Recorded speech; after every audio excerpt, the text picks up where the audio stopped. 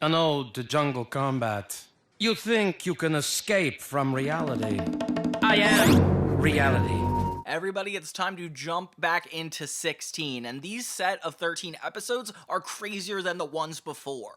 Not only are Nikki and Jonesy dating, of all things, but even Caitlyn turns to the dark side a couple times in this season. You like Ron Rent-A-Cop from the last season? Yeah, he's gotten a recurring character part in this show. He's one step away of being in the theme song. And we even introduce a whole new location with one of the funniest characters ever. His name's Wayne, and he owns a DVD store, which, as you could tell, is so 21st century. With 26 episodes in the second season, we're gonna do what we usually do and cut them in half and check out the first 13. And it actually ends on a really interesting note, having this 13th episode be the New Year's Eve episode. Kind of crazy how it pans out. All I know is we're about to have a good time. What's up, everybody? It's Johnny 2000, focusing on 2000s movies, media, and so much more. I need to make another purchase. I don't take plastic. I'm out of cash. Then you're out of luck, Copper. So season 2 of 16 is when it gets really interesting. We actually introduce a whole new character and stable job. I was not expecting that, but I'm starting to pick up on all of it when I'm seeing it. There was a sign in your window. Yeah, that was more of a joke than anything. Season 2, Episode 1, Going Underground, which is also the name of the new store, Underground. Jen points out that it's been exactly a year since they've all been working here, so okay, the timeline starts to work out, I'm liking this. And Caitlyn already has a boyfriend, which he was introduced at the end of season 1, so this kind of does make sense. But yeah, her plotline is really sweet because she keeps doing things that accidentally brutally injure her boyfriend. Oh no, does it hurt? It's not that bad, really. Oh! I'm just gonna have the mall nurse take a look at it. Meanwhile, Wyatt is going through personal hell because he's watching his coworker Serena, who he's been madly in love with, get back with her ex. And of course, they're the only 3 people working at the record store, so this is really bad for him. I feel horrible. Definitely, she'll love it. I wouldn't trust her opinion if I were you. She'll probably say she loves it, then turn around and say she loves some other one more. Wyatt's behavior comes out in the workplace in really ugly ways, like calling out Serena when customers are talking to him. It gets super inappropriate. But you're talking inappropriate here. It gets gross when Jude ends up selling a stick-it with a fly in it. Oh my god, this is the most disgusting season so far. I can't believe how many grotesque images they have. And yeah, the mall cop ends up arresting Jude for this horrible, inhumane workplace, which I don't know how it's his fault if he's not the actual manager. Like, who owns it? I haven't seen a room that disgusting since my days cleaning the boot camp latrines. Well, who is supposed to clean it? Because whoever they were, they clearly did not do a very good job. You were supposed to clean it, soldier! He has a little flashback of all the times he spent here, and it's so cute. He's dating Star officially, which is very sweet that they kept that a part of it. So there's a store opening up across in the mall called the Taj something that has to do with movies. It's a big DVD store chain, which is always exciting for the 2000s, and everybody wants to work there, including Jonesy, of course. About that fainting thing, it's our little secret. Caitlyn still ends up harming her boyfriend, spilling coffee on him this time. Meanwhile, Nikki and Jen are actually taking surveys to everybody in the mall of like when you would break up with somebody because Caitlyn and her boyfriend are just so toxic. Not even in like a emotional way, in like a straightforward she keeps hurting them way.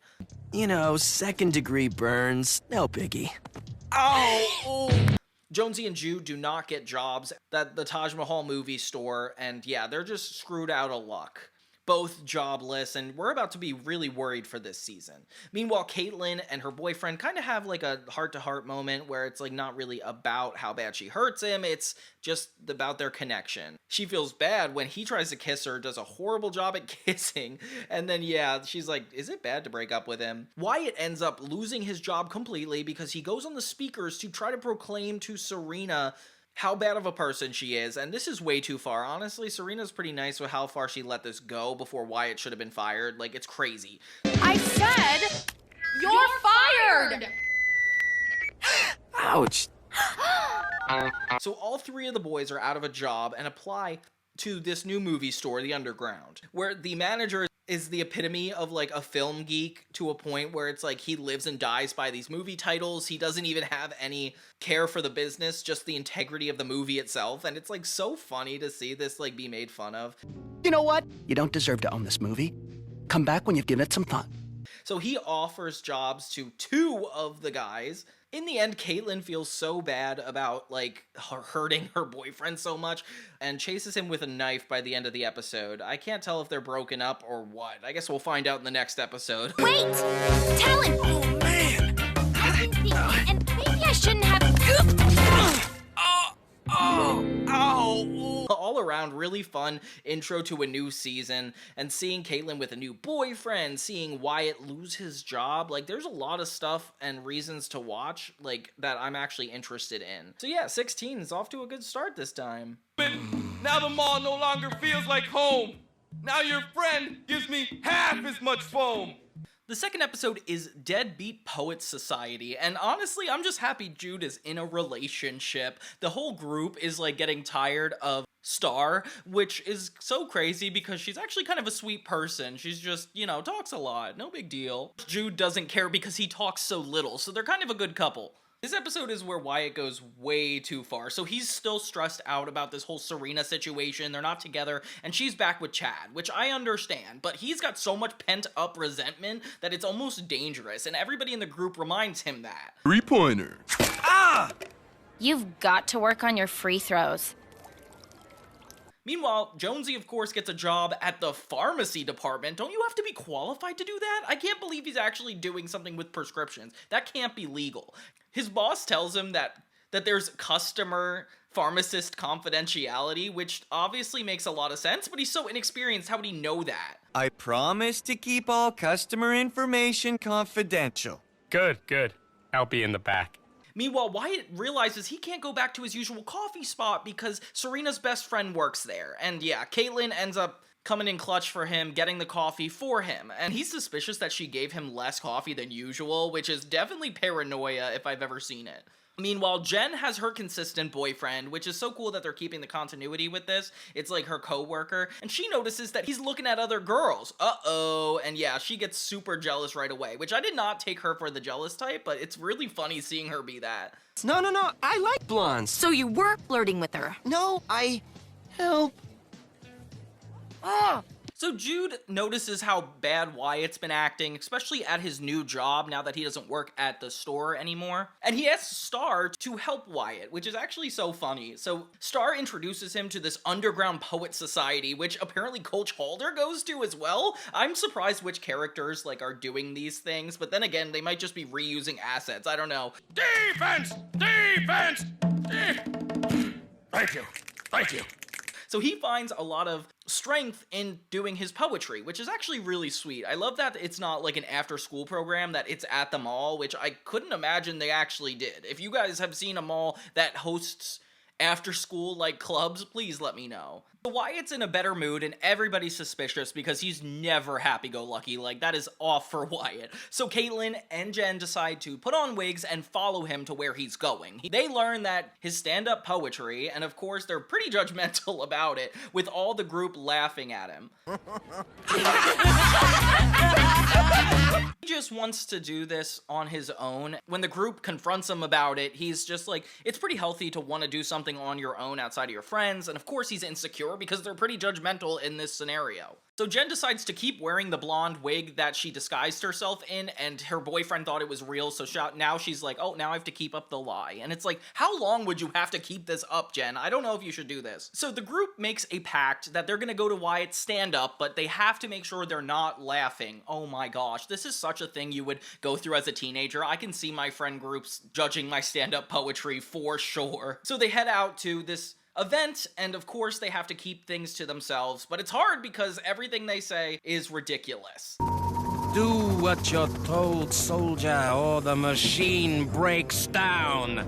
We break down! They end up laughing about something completely different, and of course Wyatt is angry and walks away. It reminds me of that other time he was like performing songs about them, and this one's just a lot more interesting because it's Wyatt's emotions. Like, I'd be mad if my friends just laughed at me like that. So Jonesy notices that Jen's boyfriend buys tampons, which would be kind of a red flag considering he might be cheating on her. Later we find out that that's not the case and that Jen is just being paranoid, and Jonesy gets fired because he gave up the confidentiality clause of his job, which I can't believe even exists. I can't believe he was even able to do this job to begin with. All around a really fun episode, and I like that we even got to see their new boss, Wayne, get to do poetry. Fluid like the water, man. The water in the pool, man.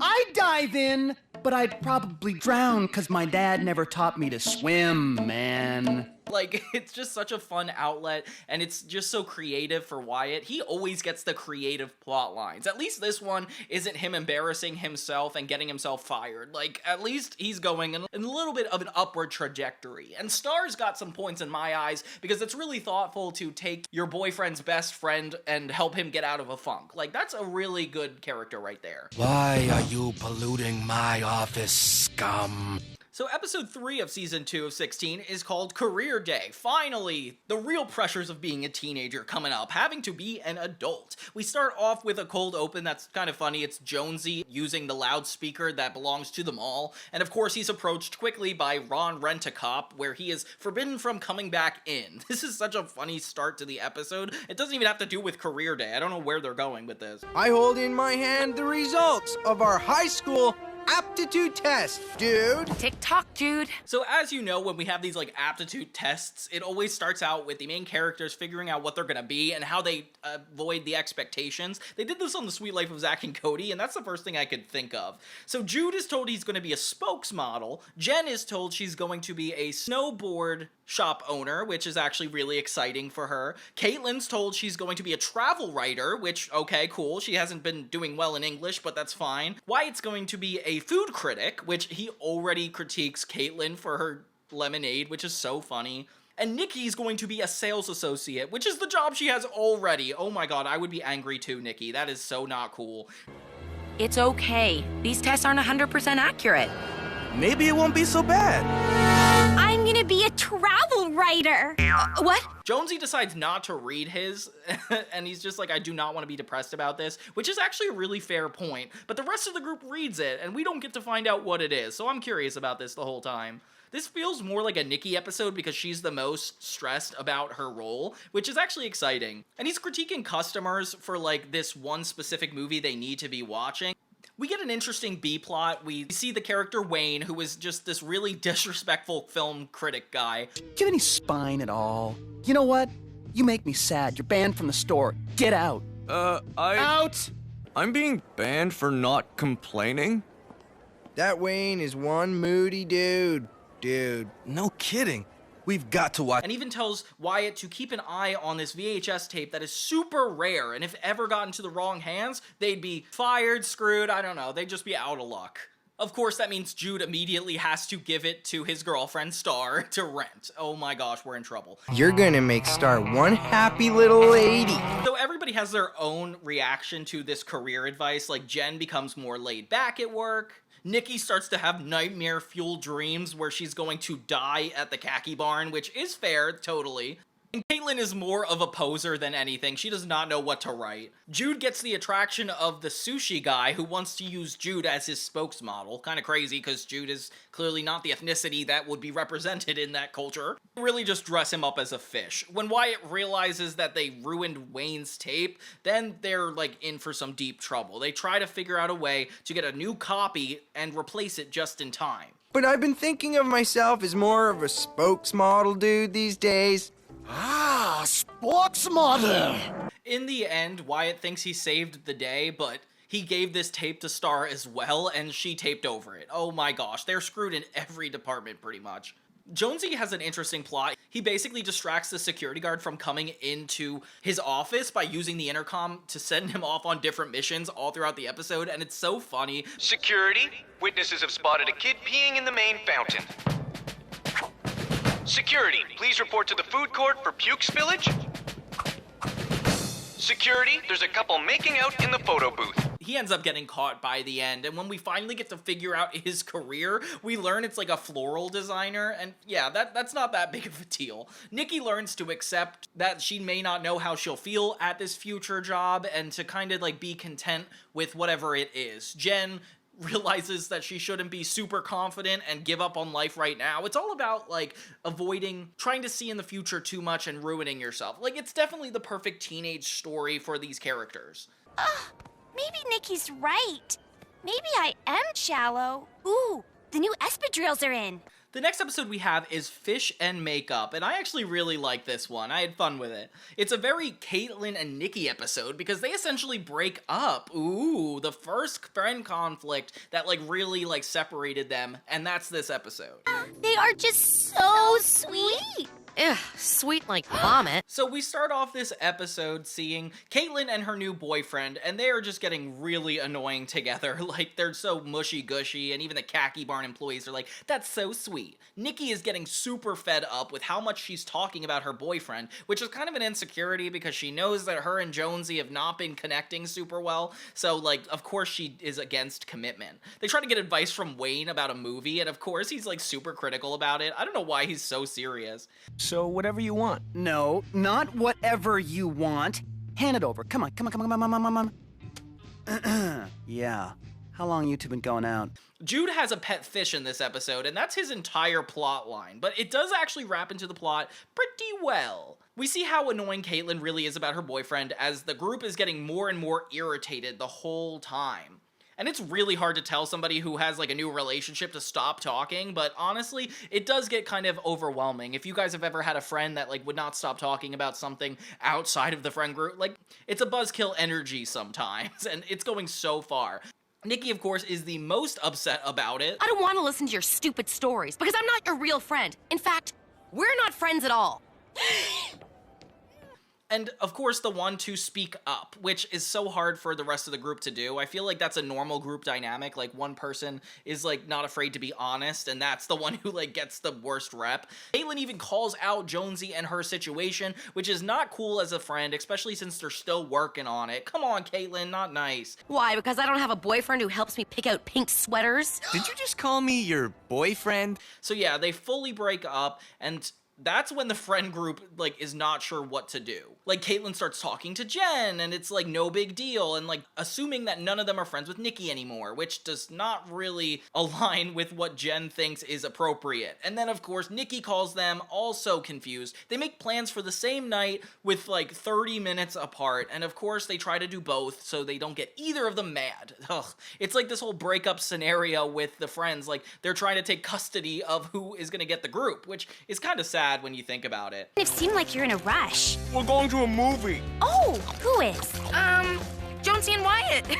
It's a boys' night.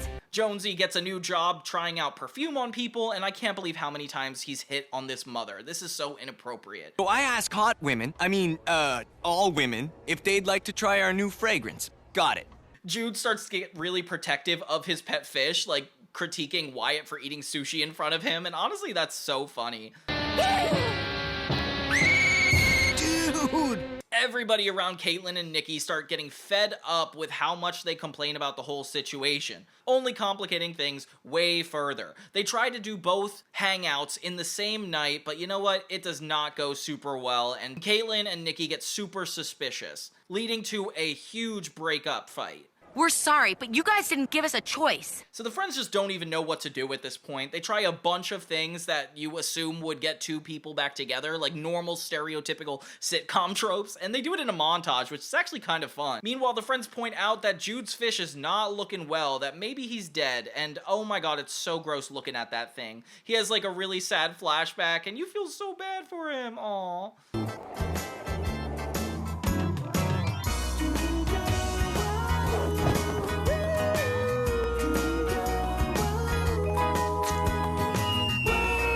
Later, we learn that Jude is heartbroken, and it is horrible to see him so broken up. Like, this is the worst we've probably ever seen Jude. Of course, the perfect opportunity to invite Caitlin and Nikki into the same room is for this fish's funeral. I like that they didn't come in with the intentions to force them back together, but Caitlin and Nikki kind of make up organically as they're standing over the toilet.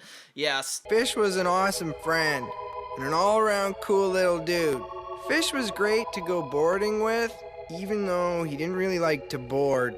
Jude has such a beautiful speech, and it's so sad to think that, like, death will bring everybody together like this, even though it's, like, literally just a fish. And yeah, we get a very sweet makeup with all the friends reconnecting, and yeah, you're just happy that it's all them together. I really like this episode. I feel like seeing Jude be so caring about something and then going through all of his phases of emotion actually contrasts the friends' storyline really well. All around, good episode, good episode. Are all girls this difficult?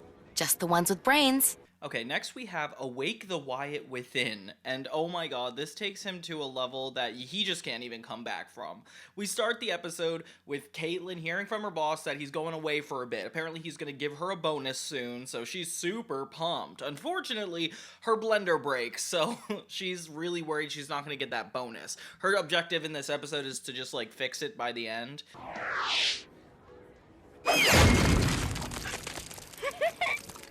That's an interesting technique. Meanwhile, Jen and her boyfriend, who also works at the sports store with her, are looking for a movie, with Wayne actually pointing out exactly how long they've been together. It's so creepy, but this guy's kind of like the guru of movies, not just a film nerd. There you go. Now watch this a couple times and see if you don't feel better. You can rise above this. And yeah, you could see his skills everywhere. Wyatt is almost jealous because he wants a recommendation for him and Serena. Yeah, he's still hung up on this Serena girl, despite the fact she fired him publicly and embarrassingly. Coach Halder starts going hard on Jen at work by making her do push-ups every time she's supposedly flirting, which isn't really fair because her boyfriend never gets punished for it. Which is so sexist because he's a guy, so obviously he doesn't feel the need to bother him about it. Hey, wanna hang with my friends? Masterson, give me another 50! Pronto! Meanwhile, Wyatt tries to ask Wayne for his advice, but he will not help employees. Kind of a random law that I guess we don't really know why he has it, and I don't think we learn later, so I guess it's kind of pointless. So Wayne asks Jude to give Wyatt this specific movie, and Wyatt's job is to watch it and see if it'll bring him and Serena back together, the same way it helps his other customers. Meanwhile, Jonesy and Nikki start to deal with some relationship issues, as Jonesy's like, you should try wearing that outfit that girl's wearing. You'd look really good in a dress like that. Oh, so what I'm wearing isn't nice enough for you? Now that we're, like, dating, it's okay for you to tell me what to wear? Nice. Hey, wait! I was giving you a compliment! Bad move, boy. He's, like, good at being a player, but not good at being a boyfriend, which is not really that surprising. I mean, you know Nikki, like, there's no way she would wear something like that. Caitlin sticks a knife in the blender. Oh my god, Caitlin, you cannot be doing that. But I would have done that too if I was 16. Jen still gets punished at her job, which I start to feel bad for her, because this guy clearly is not getting the grunt of everything the same way she is. Junior dance with me next week? Sure. Masterson! I know. You're skating on thin ice, Masterson! So Wyatt checks out this movie, only more confident in getting Serena back, and oh no, this is red flag number 1. So he decides to do this huge gesture, which is exactly like the last gesture he tried to do, embarrassing and in public, but this time he goes over the intercom of the mall. Oh my lord. I know you're here today because I saw you stacking the new releases. Stalker. I can't stop thinking about you. And I really want you to give me one more chance.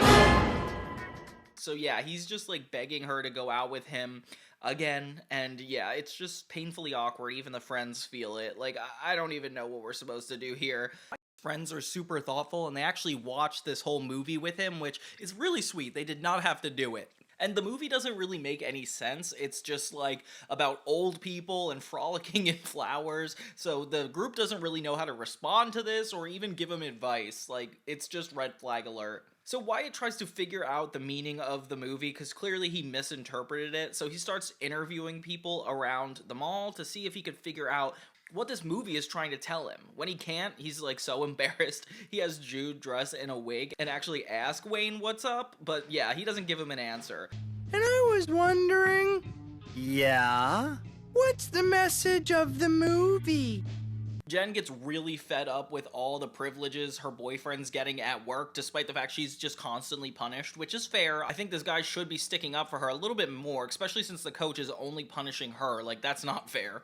Jonesy has to wear a kilt for his job, which is kind of ridiculous, but it also puts him in the headspace to understand where Nikki's coming from when asked to wear something different, which is actually a really good connection. I like their relationship in this way. Caitlin's trying any way to break the lemons that's not using the blender. All around, she ends up getting her bonus because these things break all the time and she was just worried for no reason. And Jen actually breaks up with her boyfriend for not sticking up for her in the workplace, which is super fair, and honestly, I'm so proud of her for doing that because that would not happen for a normal 16-year-old. The self-respect she has is super admirable. Later, Jonesy and Nikki make up because Jonesy gets her the exact shirt she's wearing to just prove that she dresses perfectly fine, and yeah, I guess that's a good ending to that episode. It's nice that we finally see them being more affectionate. I feel like I forgot for a couple episodes they were even dating, but that just kind of flies under the radar this time around. Yeah, Wyatt finally figures out that the tape is not actually the movie he should have been watching in the first place. This is the movie you were supposed to watch. Dumping Amy. You gave him the wrong movie, dude. Oh. I watched that thing 12 times because of you? All the boxes look the same. So he just screwed up his life for no reason, and that doesn't even get resolved. Poor Wyatt never has a happy ending. Is this the cute guy? No! Well, yes, but please don't... Son, this young lady says she's waiting to meet you. Season 2, Episode 6 is called Unhappy Anniversary, and we finally get like a head-on episode specifically about Jonesy and Nikki, because I've been curious how they've been working out when they don't talk about it as much as I would like or understand. We start the episode with Wyatt and Jude talking about a sleepover because Jude has been staying over Wyatt's house, which is actually so funny. So Jude starts watching movies based on sleepovers to kind of get inspired. So he tells Wayne he's watching all these movies, and of course Wayne doesn't have an issue with it, which is red flag alert #1 for me. What are you doing? Watching movies about chicks having sleepover parties? Huh. So what do you got there? Caitlin reminds Jonesy and Nikki that they have a 3-month anniversary coming up, which neither of them knew was going to happen. Kind of just shows how they're kind of perfect for each other. They both don't really care about anniversaries until Caitlin tries to convince them to care. She's like, guys, you have to do something important. This is gonna make or break you guys. Have to celebrate. And to get you started, ta-da! See? There's a 3 for 3 months. And then the pressure is on, honestly, in a way that it didn't have to be or was before. So Jonesy's trying to find the perfect gift and just doesn't know what to make. So he attempts to make pottery, and of course everybody makes fun of him for it because it's not sweet enough. Wow, check it out, it's working! Meanwhile, Nikki doesn't know what to get because some things could be too expensive, too desperate, and everybody's just giving them both different advice, pressuring them even more. And honestly, it sucks how everybody externally is affecting their internal relationship, causing them to worry about power dynamics in a way that they didn't even consider before. You don't get a guy something this big after 3 months, he'll totally freak him out. I will? Why? It's too much pressure. He'll think you're in love with him or something. Which makes you feel really bad because these guys clearly have a lot in common and want to be together. 3-month anniversary date, and it ends up in a huge argument because they do not know how to be in a formal relationship like this. And yeah, it sucks that this is... Nikki and Jonesy finally reveal their presence to each other, and yeah, they overcomplicate all of them. He gets her this clay thing, it just seems like the power dynamic is off, and they fail just like the friends had set them up to do. It's just a little something. It's gum. It's a big baseball chew. Your favorite? It's a 6-pack. Kind of how they break up in a sense. They just sit by the escalators and decide that it's not good to be together, especially if it's going to be this pressure. And yeah, you feel really bad for him, especially at the very end when you see Jonesy just alone by himself. You're like, oh man, he really did want to be with her. Meanwhile, in the B-plot, Caitlin's hitting on this guy named Zane with a bunch of tattoos, and honestly, she comes across as super desperate. Throughout the episode, girls start to warn her about going on a date with him. Oh my gosh. So yeah, they're gonna go on a date, and Trisha, her old friend, is like, yeah, this is not a good idea. Trisha's second cousin works there, and he's real loyal. I can't believe this is happening. Yeah, a bunch of girls just start threatening Caitlyn that if she starts going out with Zane, that there's going to be a huge issue. And honestly, it's kind of stressful. Trisha starts to show up at all the places Caitlyn and Zane are at, like the sushi place, and then starts putting flyers everywhere. It's kind of insane how far this goes. Meanwhile, the main plot, Jude and Wyatt become extra close after all these sleepovers, following all the rules that the sleepovers have, and honestly, it's so funny, because they're just like female sleepovers they're getting advice from. Like, it doesn't even make sense. Trisha gives a little bit of backstory on why she feels the way she does, but Caitlyn doesn't listen. She just goes ahead anyway, which is kind of on her. Like, let her fail if she needs to. Caitlyn ends up in a full-on fight with Trish at the water fountain because of this whole Zane issue, making it even more stressful for both of them. All around, this episode is just a lot of fun. I feel like the plotline with Caitlyn trying to keep up with Zane despite Trisha is really relevant, like girls fighting against one another. Jude and Wyatt were just strictly comedic relief, which is good because Wyatt needs a break from Serena at all costs. And yeah, this was just a fun episode. It just sucks that, like, Nikki and Jonesy had to break up for, like, probably bad reasons anyway. The group should feel bad about themselves for this one. Nikki ran headfirst into a stop sign in front of the whole school. The next episode we have is Pillow Talk, episode 7, and this is fun because Caitlyn's in a relationship yet again, and I love that they just keep bringing a bunch of guys around. Like, it's so interesting. The group points out to her that one eye is lower than the other, and she gets, like, fixated on it because she's like, wait a minute, I thought we had the perfect relationship. Like Jude and Star. Jude and Star are still together. They remind us that in this episode, and it's actually really sweet. Nikki and Jonesy remind the group that they are broken up, and me, so thank God that it's clear that they're not together. I can't believe I ever dated you. Ugh. Send in an application, maybe I'll date you again. And Jonesy starts making this dating service, which I don't know how he has the technology or ability to even put together something like this. His whole plan is to not actually set up the girls with different guys, but to just go out with each of them, which is crazy. I don't know what he's gonna do with the guys, but okay.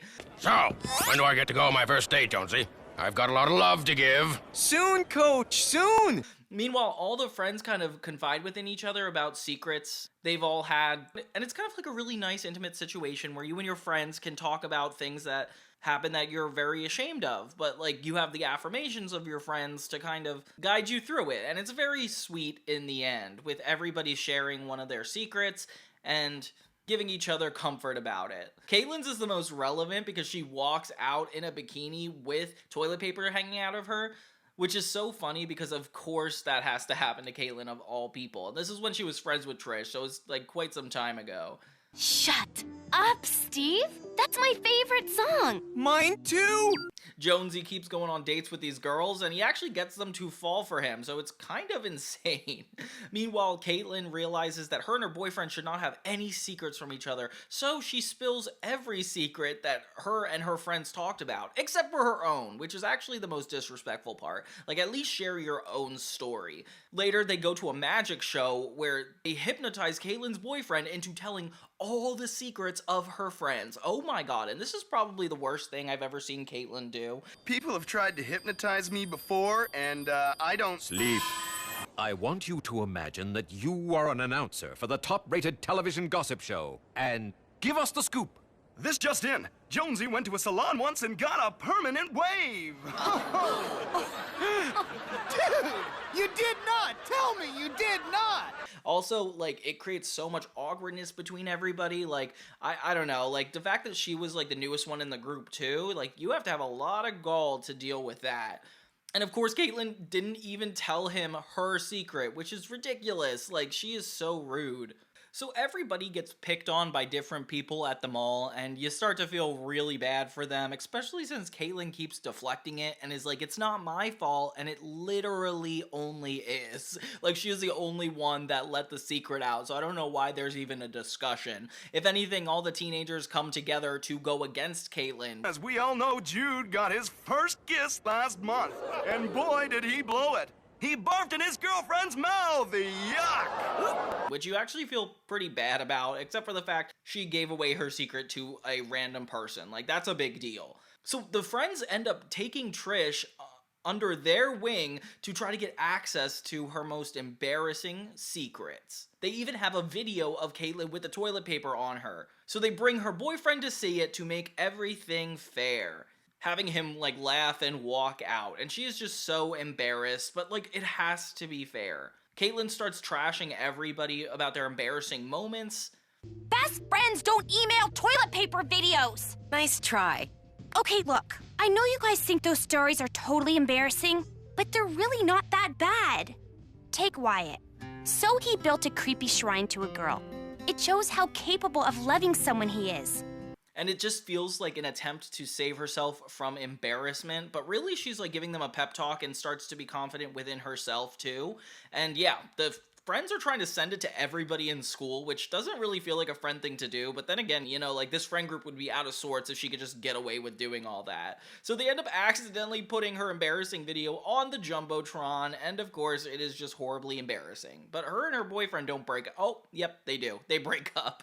But that's okay, because if you're willing to break up with somebody for that reason, you shouldn't be dating anyway. It's just all around a bad episode for Caitlyn, because this guy she barely dated at all just happened to have all these secrets and also be gone by the end of the episode, so really she couldn't trust him all this time. Jonesy's dates do not end up well when all the girls team up and take him down, so it's just kind of funny how karma comes back for him. And yeah, at least Caitlyn does get an even trade for what she's done. Connor broke up with me. Who's Connor? My boyfriend. When did you get a boyfriend? The next episode is Season 2, Episode 8, In a Retail Wonderland. And it's another Christmas episode, which is actually really cool. The first one was when they got stuck in the mall during Christmas time, and this one has a little different of an experience. Jen hates Christmas time just as much as she did in the first season episode, and if anything, she's like gotten worse. Like, she cannot hear the name of Coach Halder, like she is just so stressed about work. Jude starts out with a bunny, which is crazy because he started out with a fish in the episode before that, so I don't know what's going on. I thought I'd looked evil in the face, but this takes the Christmas cake. Caitlyn found a way to actually get money while shopping during Christmas time, which is actually a really genius idea. She does people shopping for them. Perfect. This episode focuses mostly on Jen and how stressed she gets during this time. So Jude actually gets his girlfriend Sky to give her some yoga techniques. Okay. Oh, for sure. I've got some totally relaxing yoga moves for Jen. She'll be zenned out in no time. So Jen starts using these yoga techniques at her job, and they actually really help her, which is good. That's awesome. The other plot that comes into a close second is the Wayne plot, where he is basically the Scrooge of them all. He doesn't want any Christmas movies on display. He does not like them. He thinks they are cheesy, and I don't know. It's just funny that he's like holding so close to his movies. Like, getting a colonoscopy is a yearly ritual for lots of people too, but that doesn't mean I want a colonoscopy display in my store.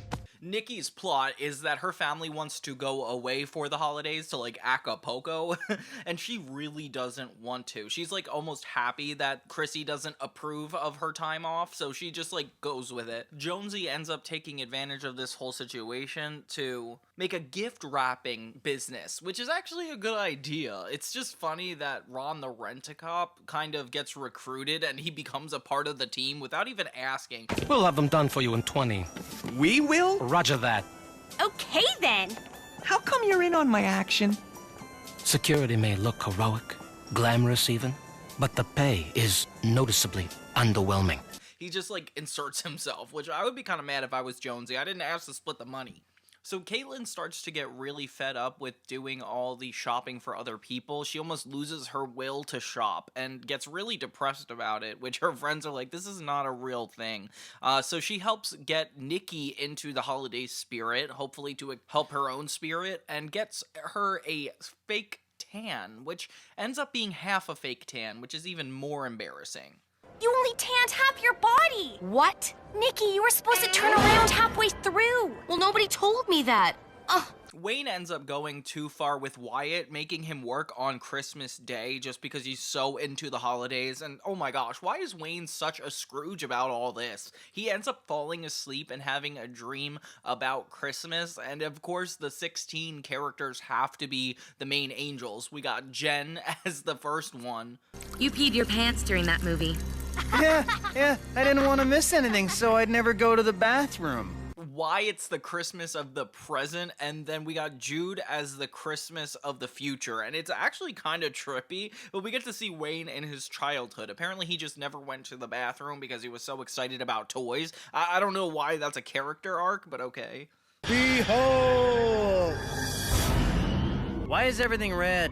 'Cause in the future, we'll all be living on Mars, dude. What has that got to do with what I have to learn about Christmas? Oh, Jonesy's job in this episode actually had to do with him lifting up the tree, which is why it's so wobbly throughout the episode, and it's kind of funny to think about. Wayne's plot starts and ends pretty quickly for what seems like the central plot of the episode. I feel like it ends with him just being super happy and remembering Christmas is awesome and running over to the lemon, and that's kind of a sweet ending for him. I'm gonna spread the Christmas cheer!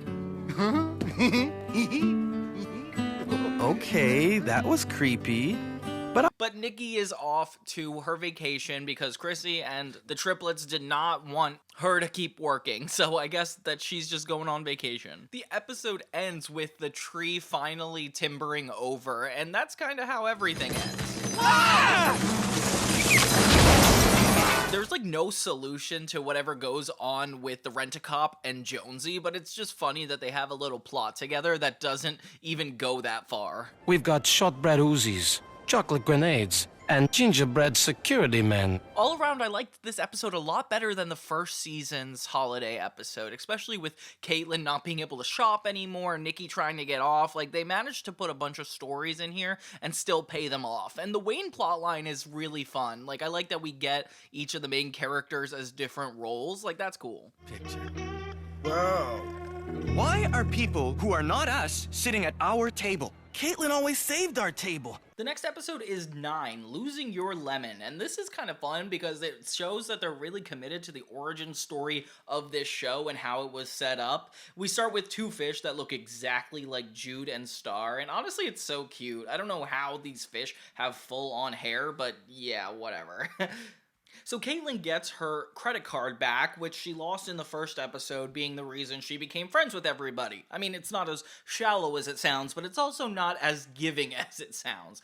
So she, gets out of her shift early to go do some shopping the way she used to. And of course, this is, triggering for everybody else because they're like, are you sure you want to just go shopping? Forget about all your hard work? And yeah, so she just goes out to do it, and we're worried about this. It's time for an intervention. No can do. We'd have to hand in our guy badges if we did that. What are guy badges? Can't tell you, you're not a guy. Gee, it's such a drag we don't get to be guys. In the B-plot, we have more of a Jude and Jonesy storyline. Jonesy got a job at the information desk, you know, the job where you point to where the stores are just to help people get there. It's such a basic job, but maybe he can handle it. You know why he can handle it. He tells Jude that he's just happy to be single and a free agent, and of course Jude is just happy with Star, but he has to ruin it and get in Jude's head, which is only going to lead to even more issues. He points this customer in the wrong direction on purpose, and it's I can't believe he's even doing that. That is so stupid.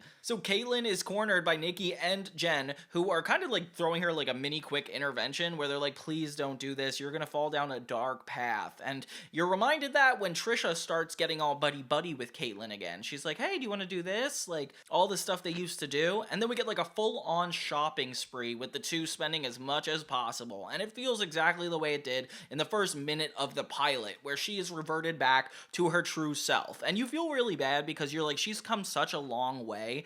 And even when Jen sees her with Trish, they feel horrible. Caitlin tries to act like she's going to give it up, even giving Jen the credit card back, but you know she has another one. I didn't realize how, but Star and Jude make their fish do this full-on show for the audience. And yeah, everybody's entertained, even with the boss being involved in it. Like, why are they even doing this? Later, Caitlin keeps not showing up for her shifts, so the group shows up to find that all of their spots have been taken by a complete new group of people guarded by Trisha. And these doppelgangers are like nightmare fuel, like just slightly different than the main cast enough to really make you uncomfortable. Even the white guy makes me the most uncomfortable because the way he just kind of looks like an author is like so mature. Like, if anything, these guys look like adult versions of them. Even a Caitlyn lookalike is there too. So it's clear that Caitlyn's actions are now starting to affect all of her friend groups, and they can't even sit at their table anymore. Aw. I could use a pillow. Yeah? Would you like the same one I'm gonna suffocate Wyatt and Jude with when I fire them? So Caitlyn tries to steal back her credit card from Jen in the penalty box, which looks really sus because Coach Halder just sees her running at the register, and it's like, what are you even doing? But her and Jen get in a huge fight over this, which is so embarrassing. Caitlyn even sits on her head. Oh my god, what, guys? 1, 2, 3, pin, winner! Nice! So they don't really know where they can hang out anymore. The rent-a-cop keeps asking them to move to different places, like different seats, different tables. And it's clear these guys don't really have a place to go anymore, and you feel bad for them because, you know, a mall is a hard spot to find nice places in. Wyatt has a little guitar off with his doppelganger and even loses. How in the world does this guy know how to do this? So later they decide it's time to finally get their spot back. They get Caitlyn on their side, and hopefully she's gonna come through this time. Jude offers to do a vacant stare-off with one of Trisha's lackeys, and of course they have to have this guy and Jude look so much alike. This doesn't really feel that intense, like you don't even know what to do with it. But yeah, this is really important because Caitlyn really has a lot of making up to do if this is gonna be the case. Jonesy keeps trying to get Jude to want to be single again, and it doesn't work. Just shows how strong Jude is, and I like that he's like that committed to Star. It's very sweet. We get a conversation with Caitlyn and the new Lemon Girl, and it's clear that she still has the reins over this place. So once she takes over, it's easier for them to get their spot back. And it's really sweet by the end to see them all overcome this, and Caitlyn be able to make the right decision again, because obviously she was in a lot of trouble before. And hanging out with Trish is such a crazy regression of character growth. I like that they kind of remind you how important it is that she isn't just going around using a credit card everywhere. It definitely shows like hard work is necessary. Season 2, Episode 10 is called Welcome to the Darth Side, and we get another Nikki episode, which is actually kind of cool. It starts out with another blonde girl that looks like Chrissy and all the triplets.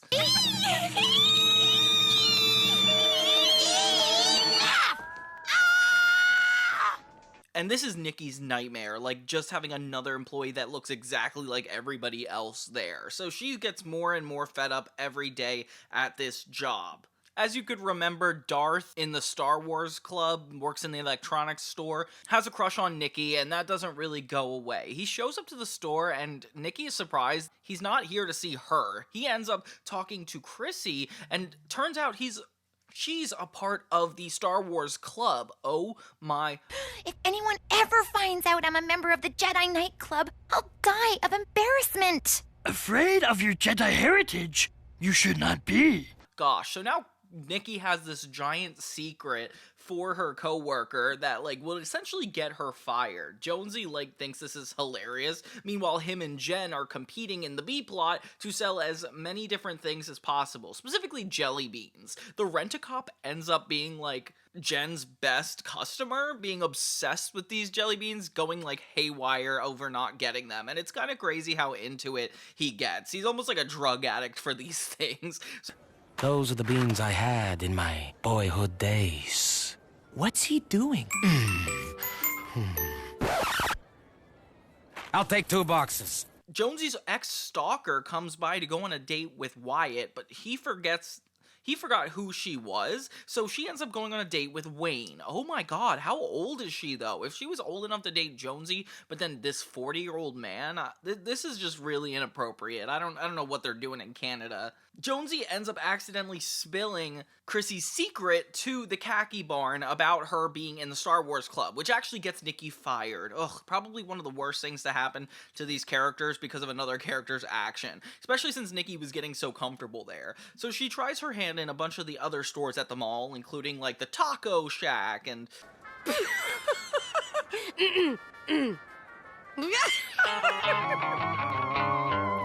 Everything just seems to be way worse than her current job, which is hard for me to believe. Like, I feel like she would be happy not to have that job, but whatever. When Ron Rent-A-Cop takes it way too far, Jen decides to stop selling to him. So he takes it legal and is like, well, then you can't sell here at all, and goes crazy. It's so funny to see him, like, go overboard with all this.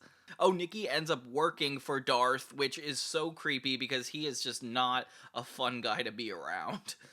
Let me put it in language that you'll understand. There's a better chance that Obi-Wan will join the Sith.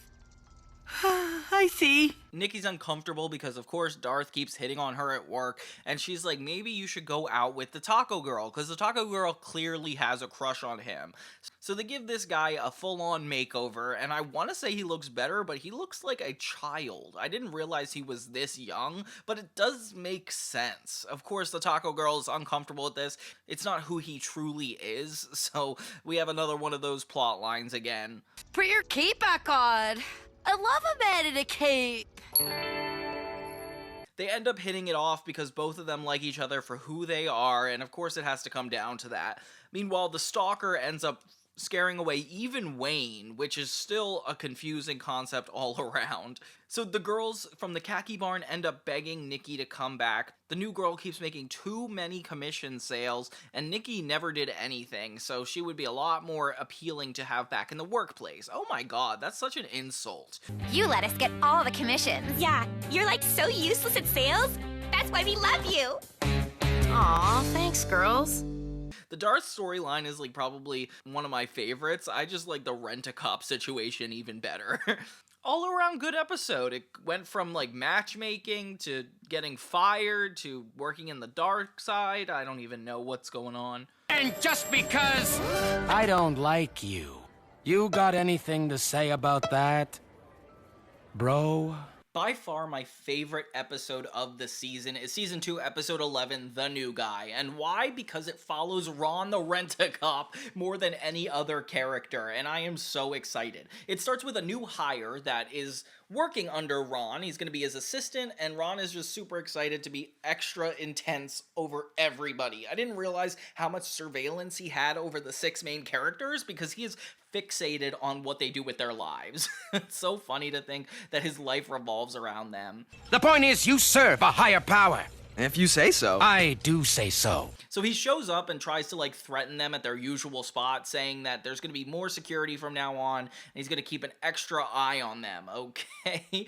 The new guy backs him up, but really doesn't seem fully into it. Caitlin even has a crush on this new guy, which is so funny, because he's not thinking of what to do. The Rent-A-Cop harasses Caitlin, which definitely is harassment. He's like trying to pull the bag away from her, and you cannot do that. And the new guy has no choice but to help back him up, which is super embarrassing. And yeah, I'm just unhappy this is even going down. Why don't you find some real criminals? Oh yeah, it's because you're not a real cop.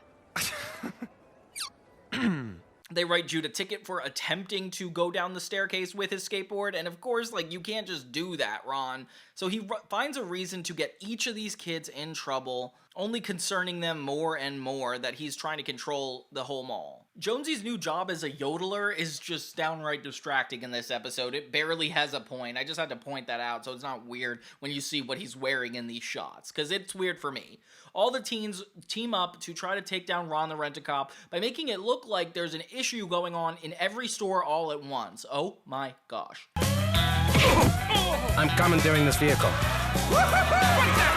He ends up failing at all of these things at once and even getting fired from his job. Oh my gosh. So Jude and Jonesy toast, and everybody's just happy, while this guy is just miserable. This was his whole life, so I get to see why this is, like, not pleasant for him. Ron shows up, and he's, like, in horrible condition, barely holding on to his life, and I feel so bad for him. Caitlin actually tries to be a nice person and help him get a job at other stores. And of course, he's, like, so bad at it. At first, he, like, takes his army, like, approach. And the lining makes good compression bandages for seeping wounds. Get a pair of these, and you can use them as a garrote. You're all set for urban assault duty, soldier. To a dress store, then to the khaki barn, and then he starts telling the khaki barn employees what to do. Like, how do you do that as, like, an employee? So Ron inevitably gets a job with Wayne, because Wayne just thinks this guy's awesome, and of course, this screws over Jude and Wyatt horribly. Now they can't even hang out there, because the rent-a-cop is a nightmare. You guys are the best. So, what are we doing tonight? We? Caitlin mentioned we were going to a movie. I'm looking forward to it. So Ron the Rent-A-Cop insists Wyatt talks to Serena, and it's just clear how he could ruin everybody's lives without even meaning to. He even gives him a butt smack and yells at Serena from across the room. What in the world? You can thank me later. See you tonight, sport. So then they have to pull off this elaborate stunt to allow Ron the Rent-A-Cop to restore his confidence and I guess get rehired. I don't know who rehired him because they definitely couldn't have seen this entire event unfold, but you know, it's just nice to see him back into the Rent-A-Cop uniform. All around, one of my favorite episodes because Ron as a character referring to his hands as vipers is just way too funny. And it's like, he is the most active adult character, and to be like just this drill sergeant is so contrasting that I don't even know what to do with it. I'm back, baby. But yeah, the new guy, great episode, 10 out of 10. If you had to show anybody an episode for the first time, it's this one. In the name of all that is precious, hire Jonesy! So episode 12 is called Major Unfaithfulness. We start with Jonesy wanting to get a job at the underground DVD store, which is kind of crazy because he was already fired. Wayne does not want to take him back because they have different opinion on movies, but like, I've never seen something more relevant for those two. Their store ends up being bought by the Taj Mahal video store, which is actually insane because they've been competitors forever. And that's where I like really understood that Wayne is just a manager, not necessarily the owner. Like, how else would they be able to do all that? Dudes!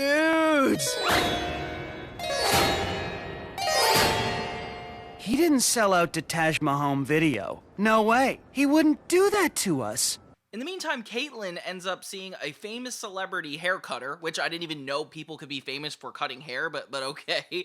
And yeah, she wants to get this really nice haircut before her date with this guy, but she's super worried because she'll come across like she's cheating on her hairstylist, which everybody questions is a thing? I didn't even know that was a thing. Take a picture, because this is the hottest new-looking hair. What? They end up doing this full thing on stage, giving her a haircut, and it turns out to be the most atrocious thing ever. I'm talking about, like, pink ferret on her head. Meanwhile, Jude, Wyatt, and Wayne are getting used to the new rules of the DVD store with a musical number explaining it all. And it's so crazy to see the first musical number be, like, more Indian-themed. I can't tell if this is, like, culturally appropriate or not.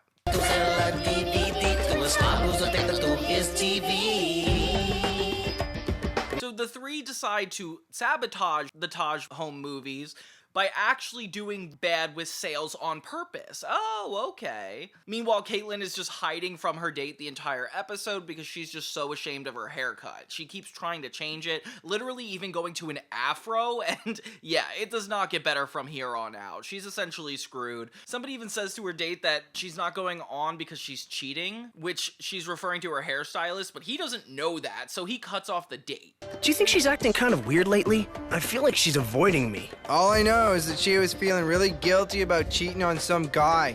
Oh? Well, just pass on a message for me. We're through. You got it. Meanwhile, she thinks it's because she has ugly hair, which I can't be helpful, that's for sure. And they end up making up by the end, saying that he likes her hair no matter what, which I don't believe. This is gonna take forever to grow back, guys. It looks like a Christmas ornament. But bring the wig. Okay. Wyatt, Wayne, and Jude are getting more fed up with another musical number. Oh my gosh. So they decide to call in the big guns and actually get Jonesy to help them not sell stuff, which is crazy that he's like skilled at that. So yeah, they get him on the team and they're finally able to sabotage the home media store and actually coming out on top, which is kind of surprising that it's like a positive ending. I feel like that was like a hard one to go for. It's working! No one's coming in! How do you like that spirit, huh? All around, really good episode. I'm glad that we got the underground back. Poor Wayne didn't want to give up his business. But this one was a lot of fun. I can't believe Caitlin talked about cheating on her stylist the whole episode, like, as if that was like a super common thing. Like, I've never heard of that before. My resolution? Not to be a doormat anymore. Not my department. Good one, dude. I resolved not to be home when my parents get the phone bill from our flight. I resolved to let you hide at my house. I resolved to find the remote in my room by next New Year's. I resolved not to get fired this year. Dude.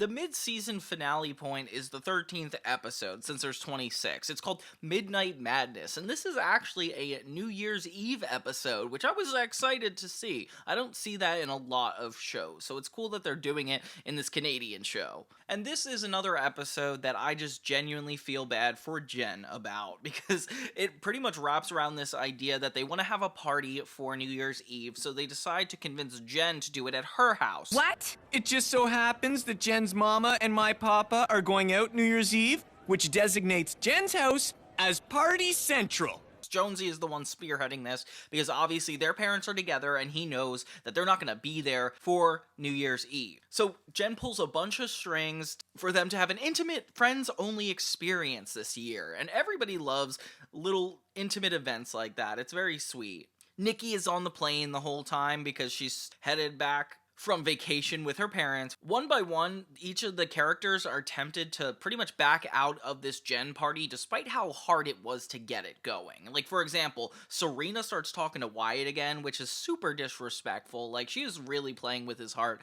at this point. Her and Chad got into a fight, so she just wants to hang out with Wyatt and talk about it. Oh my god. We didn't even watch it. We had a fight. Things aren't going well. This could wreck my whole New Year's Eve. Wayne is even, like, pointing this out from a distance. That's how you know something's up. Star's not around, so Jude is just in charge of getting the movies together, and that's, like, barely a plot, so let's just move on from that. One by one, they all start getting plans. Like, even Caitlin gets a call from the guy she likes asking her to hang out that night. And of course she says yes without even thinking about it. Next thing you know, Jen realizes that everybody else has plans for New Year's, despite the fact they begged her to use her house. Jonesy's trying to, like, plan a whole girls-only party, essentially, by getting everybody to go to Jen's house.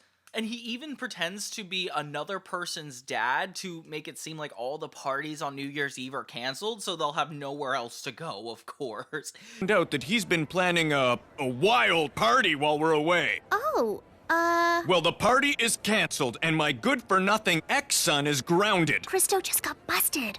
We're stranded for New Year's Eve. But I did hear, about a party at Jen Masterson's house. I believe everyone's heading over there. The guy who likes Caitlin ends up seeing the book she made with all pictures of her and him, and he's like, this is definitely a stalker, and he runs away, which is actually really fair. I definitely think Caitlin is a red flag all around, but what can you do? Looks like... Look, I can't wait for tonight! I'm really not into clingy stalker chicks.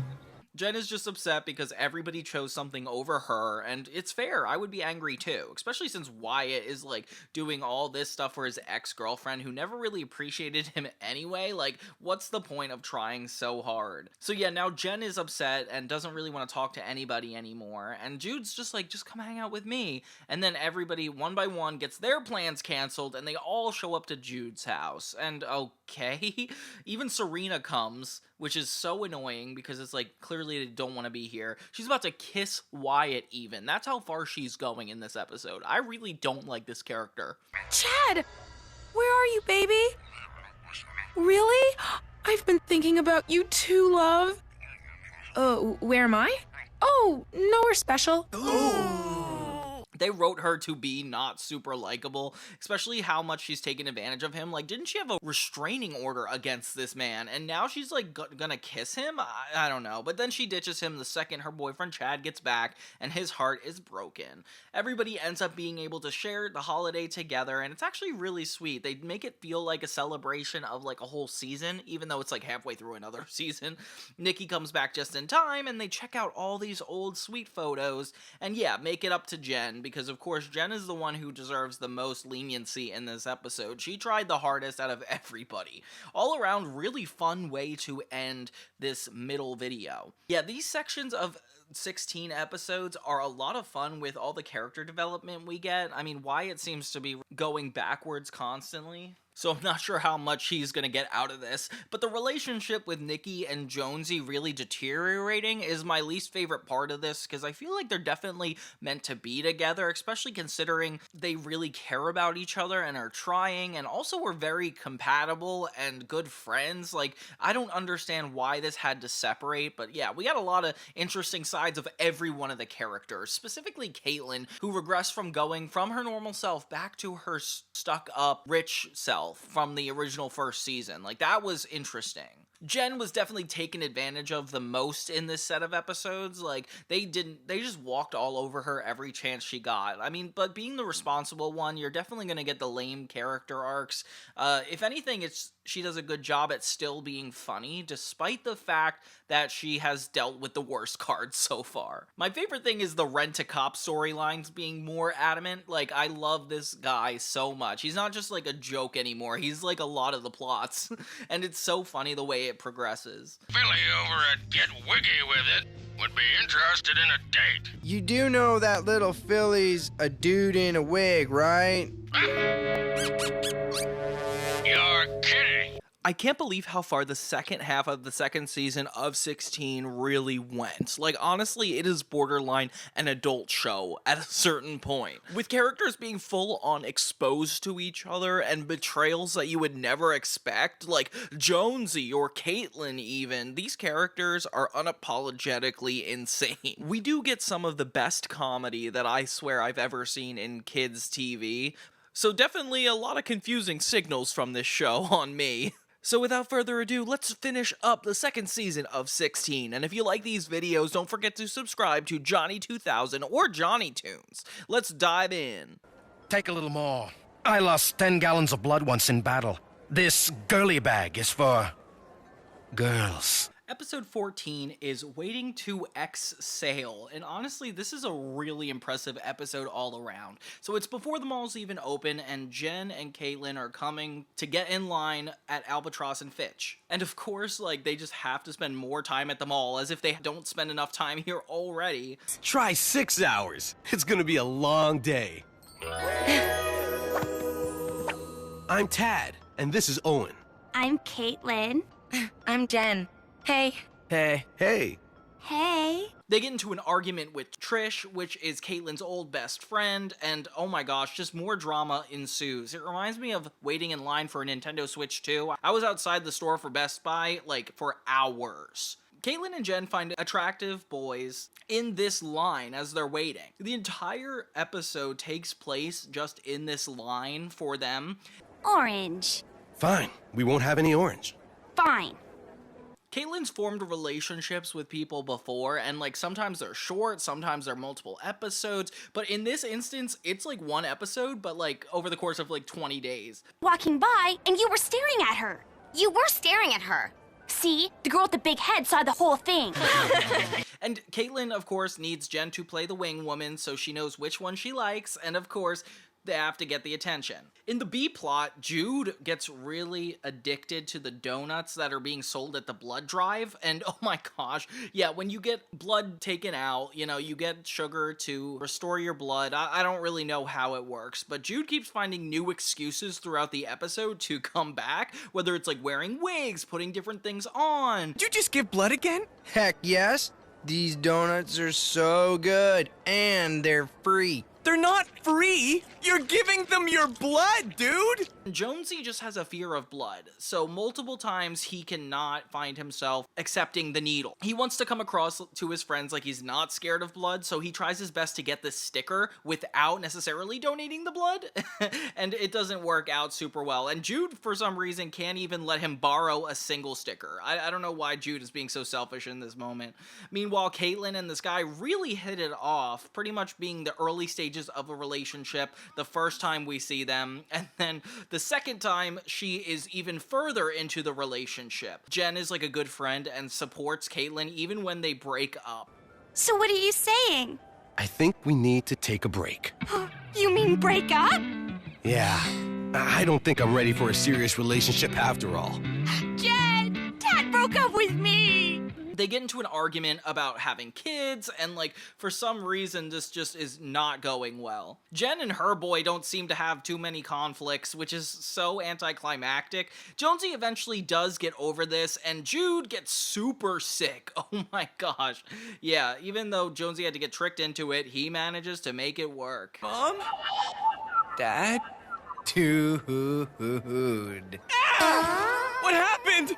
You fainted, dude. By the end of the episode, Caitlin and Nikki kind of make up, even though poor Jen, like, she must be a really good friend at this point. I have a lot of credit for her. And they end up going out with the guys anyway by the end. They end up going out without the guys to celebrate their friendship, which is actually really sweet. I desperately need Caitlin to learn from her mistakes because I'm so tired of seeing her in and out of relationships constantly and making it everybody else's problem. Specifically in this episode, it goes a little too far. My favorite part, though, is when Jude dresses up as the cop and then Ron confronts him. Like, what in the world? Some punks were trying to steal free donuts.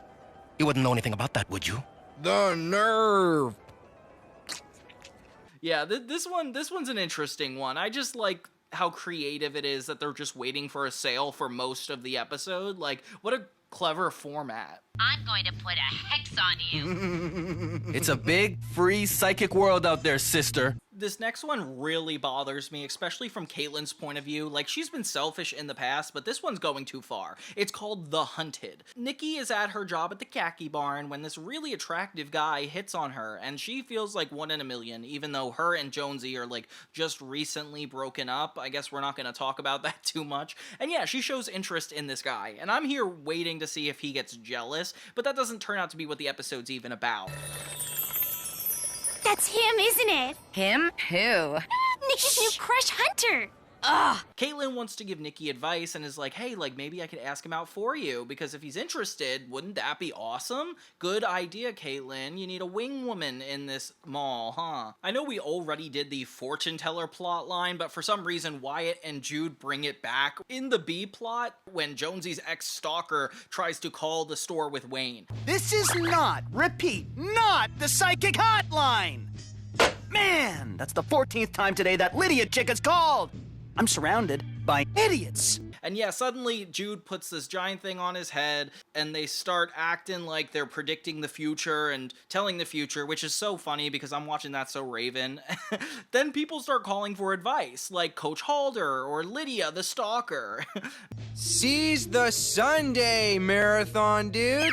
Meanwhile, Jonesy also has a plot where he becomes a neck model. This French photographer comes in and is obsessed with his neck more than they are him, which is so funny that, like, that's his plot, is him being objectified. Maybe, like, it'll make him understand where women are coming from more. I don't know. It's just fair, I guess. Never seen such a perfect neck. Okay, hot Euro chick. Caitlin becomes the worst best friend ever when she tries to ask out this guy on behalf of Nikki, but then ends up falling for him herself. I was gonna ask Do you. you want to grab a bite with me tonight? I'd love to. 7 o'clock, okay? 7's perfect. Hey, didn't you want to ask me something? No. Oh my god, I didn't see that coming, but it did happen. So she doesn't end up telling her that she took a date with this guy. If anything, she tells her that she has the date with him, and honestly, it's so embarrassing because Nikki shows up to the movie theater by herself and she is stood up. Like, nobody shows up. Oh my god, Caitlin. If that wasn't bad enough, she lies to her over the phone only to find out that, hey, Caitlin is in fact going out with this guy. Are you okay? And Caitlin and this guy get along a lot, but, like, I don't think it's worth giving up your best friend for. Like, even over the phone, she has trouble lying about it. So yeah, Caitlin's gone way too far in this episode. Meanwhile, Wyatt and Jude keep answering people over and over again, giving more and more advice, which is so fun. The cards kid you not. And right now, they're telling you to get your eyes checked pronto, dude. Nikki only finds out about Caitlin's wrongdoings by approaching this guy and be like, why did you stand me up? The triplets come to sit at the lemon table for like the first time in forever and actually watch Caitlin and Nikki get into a fight, which is so funny. Of course, these are the ones always fighting. So you wouldn't be the kind who stabs one in the back then, huh? Friend drama by the giant lemon! Jonesy gets even more into his neck, which is so random, but okay.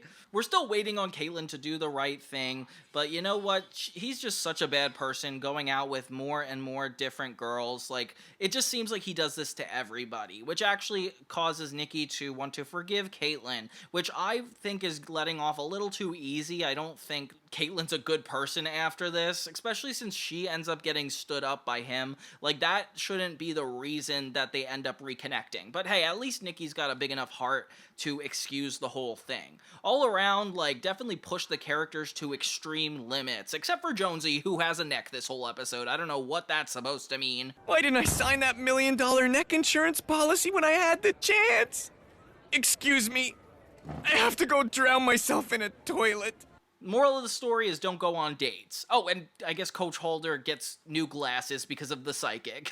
That's actually really funny that he takes the advice his psychic gives him. It's like just for a one-off joke, but it is funny. Ah! It's the vampire with the nail gun! Dude, it's me, Jude. The next episode we have is 16 Lights Out. And this is kind of a Jude-related episode. Honestly, like, I feel kind of bad for him. So there's a storm coming out at the mall, and that's like kind of a side plot. Jude is really losing Star to this new identity. Her new name is Nebula, and he keeps misidentifying her over and over again. Jude, come on, Jude. My eyes have been opened to a whole new world, and it's not pretty. So I'll catch you later, Star. Nebula! It's sad, though, because it's such a important sign that they might be growing apart, something normal for 16-year-olds. That kind of breaks my heart. Like, it's sad to see them, like, separate. But in this, she ends up going with a whole new friend group. The rest of the gang has a bet going that whoever throws up or screams during this horror movie they're about to see loses. And of course, Jude as Judas now, crazy name, but he's getting along with Star's new community, or Nebula, I guess. And as they see this horror movie, the lights, unironically, go out. Both Nebula and Jude's group kinda are forced to spend time together through figuring this whole thing out, and of course Jonesy's job finally comes to relevance. In a purposely timed joke, Jonesy starts working at a flashlight store, which literally only sells flashlights, and he's like, yeah, nobody ever comes here, when the episode's called Lights Out, and this is where I'm, like, feeling bad for him. But getting fired is not new for Jonesy at all. We learn a lot about goths and what differentiates them, especially because Nikki could come across as goth sometimes, but the goth group ends up really testing this theory. My name is Morgana, mistress of Macabre. Tennis camp? Yeah. Well, we can't all do dark things like work at Double Dip Ice Cream. Oh, and you just look so goth in your Bargain Bay uniform. Caitlin, of course, is the most caring when it comes to situations like this because she knows how love works. Very good, consistent writing, honestly. So she takes Jude for a complete makeover, and oh my gosh, he looked nuts. He went from stoner to being goth, and I didn't even realize, like, the differentiation between this until I saw this character go through it. And he is so funny as a goth, to be honest, though. It's not Jude anymore. It's Judas. Dark and, dark. But I gotta be honest, the music freaks me out so much in this part. Like, oh my god, the 16 orchestra. Feel the darkness envelop us. Listen as the bats and demons rise from the... Haley? Is that you? The mall cop inevitably gets involved and forces everybody to stay by the lemon to just wait so he could figure out what's going on, and of course nobody actually wants to do that. The fight really starts to escalate between the Goths and 16, and they actually start pointing at Nikki, which is very disrespectful. I don't know why they're turning her in the spotlight for this. Not fair. It's kind of sad because you watch Jude and Star get further and further apart, with him not being comfortable in this new skin, and also, like, I don't know, it sucks because by the end, Star ends up going with the goth group instead. I thought she would end up turning around and being like, oh, this isn't really me, but it ends up being her. Sorry, guys. The mall cop helps the most basic customer try to get down from an escalator, but he just can't do it. I don't get how, though. There's no way this guy never got to the second floor. I swear I've seen him in the background. Now, this is how I like it. Everyone meekly doing what I tell them. Just like meek little... meek people. Quiet, soldiers!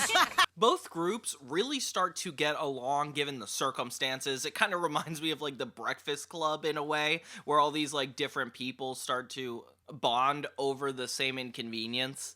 And yeah, like they hit on Jonesy, the one guy is good at basketball. It's very sweet seeing these groups connect after not getting along for so long. And yeah, it's just really sad by the end that Star and Jude really can't make it work out, even despite the fact that they all really got along. Like, that's the depressing part of this whole episode. All around, yeah, Lights Out is a pretty interesting one. I can't believe how many diverse storylines they're able to put into this show. The fact the show's so simple, like, how do they do this? I think Ron, the rent-a-cop, might notice a tent set up in the mall. That's what the tape is for.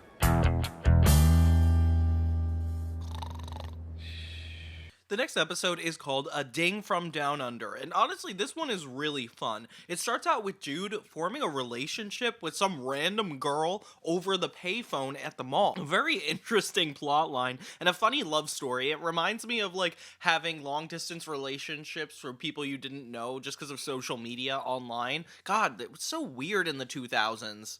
At least this was like the early 2010s, I feel like. I heard that in Australia, when they flush the toilet, the water spins counterclockwise. Did you know that? Yeah, I live here. It's actually more about Wyatt than anybody, which thank God it's not about Serena. I was beginning to feel really bad for him. He tells the group about his like horrible day, and he got not only his guitar broken, but fired. Yeah, so he has to look for a new job, and this is interesting. I'm curious where this is gonna go. He ends up interviewing at this diner-like area at the mall, which I didn't even realize existed. It's a really cool location, and I hope they keep it. And the boss is like really dismissive, but in a really funny way. Turns out they actually have to sing a lot of their songs. Some people say it's silly to sing for the customers. Do you think it's silly to sing for the customers? No? I do. I think it's silly. We sing for the meat.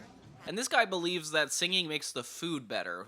What? I don't get that. But of course, Wyatt's the perfect person for the job and ends up fitting in really well. Hands in your pockets, in your pants, and all of the staff will do the combo dance. La la la la la la la la.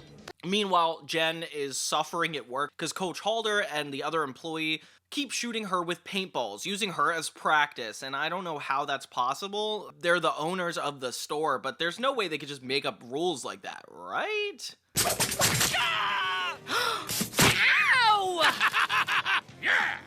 Jude gets closer to this girl over the phone, and it's actually kind of sweet. I feel bad for him, especially since he just got out of this relationship with Star. Like, it's a big deal. Don't look in his eyes. Too late. I guess I could ask. Jonesy uses Wyatt's connection to this diner to get him a job too, which is actually really nice of Wyatt to help out. But you know what? This guy cannot sing, and the job really requires it in a way that's really insane. Jude full-on camps out at this phone booth waiting for every call from this girl, and you feel bad for him. It's almost like a trauma response. Even the mall cop catches him at night as he's having like a sleepover by the phone. It's just so funny to think that like not having a cell phone was ever a thing. Like this is not even a plot that's relevant anymore. Come again soon! Relax, bro. But yeah, Jonesy is really bad at the job, gets super insecure, and Wyatt's just amazing. Poor Jen, though, she does not seem to win throughout this episode. She just keeps getting harassed until she actually turns the tables on the crew and starts shooting everybody she sees. She gets so into it. Don't dive in here! Medic! Medic! Wyatt ends up having to be the one to fire Jonesy on behalf of the boss, and it seems like it's going to be a big deal, but Jonesy really doesn't care, especially since he's been fired so many times before. I admit, though, I'd be scared that it was my friend. Like, that would break my heart a little bit. Nikki ends up answering the call from Jude's long-distance girlfriend, and she says basically she's breaking up with him, which is so sad because it is just that easy to break up with a long-distance person. Like, you could just turn off the phone. It kind of sucks. He won't mind. It's not like anything really could have happened between us. We're on opposite ends of the world. Do you think you could tell him bye for me? Oh, sure thing. And yeah, so Jude just kind of has to get over it, but he doesn't seem that heartbroken. If anything, it kind of ends pretty quickly. All around, really fun episode, and I just feel bad for Jude constantly. He's going through it this season.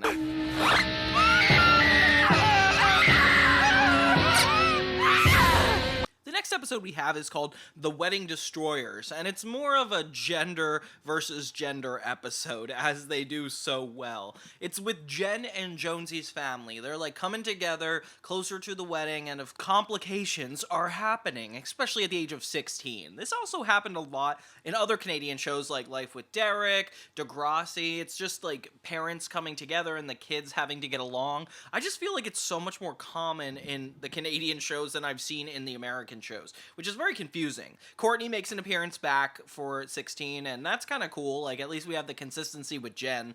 And what the heck does your dad need a stag for anyway? He's been married before. Well, what the heck does your mom need a shower for? It's tradition. Exactly.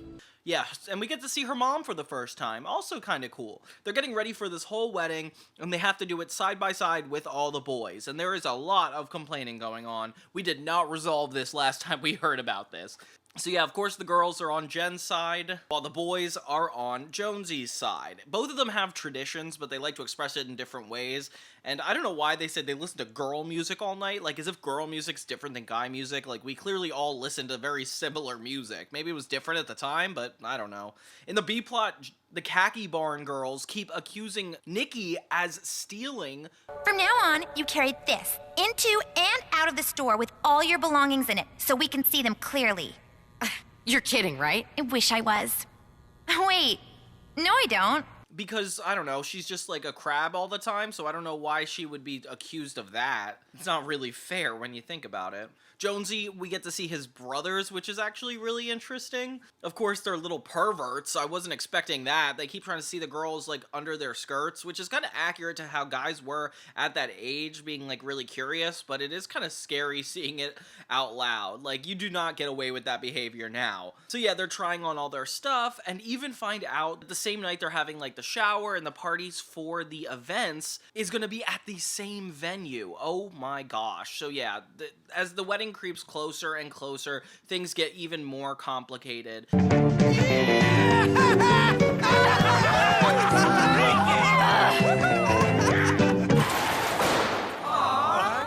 They are just so inconsiderate of both parties, and it just sucks to see them be so aggressively against each other, and almost the wedding. Jen is confused at why the dad is so nice and Jonesy isn't, which is kind of interesting. I didn't realize the dad was that cool. Later, the Khaki Barn, we notice that the girls are actually getting the mall cop involved. They really don't trust Nikki, and this is like further than a level we've seen on this show before. Like, they've not liked her before, but this time they're full on, like, not even trusting her, and I would be really angry to work with co-workers that insisted that I was stealing. Like, that is such a big difference. We learn at the khaki barn that it's this kid that's stealing everything, and of course, like, this is a really big problem. And it's not really Nikki's problem to solve, but the mall cop picks up on it pretty quickly, and of course the girls feel horrible because they constantly accused her of stealing. Like, that's not a easy accusation, guys. It actually really frustrates me. I'll be sure to mention that when I call head office. Tell them about how you guys harassed me. Later.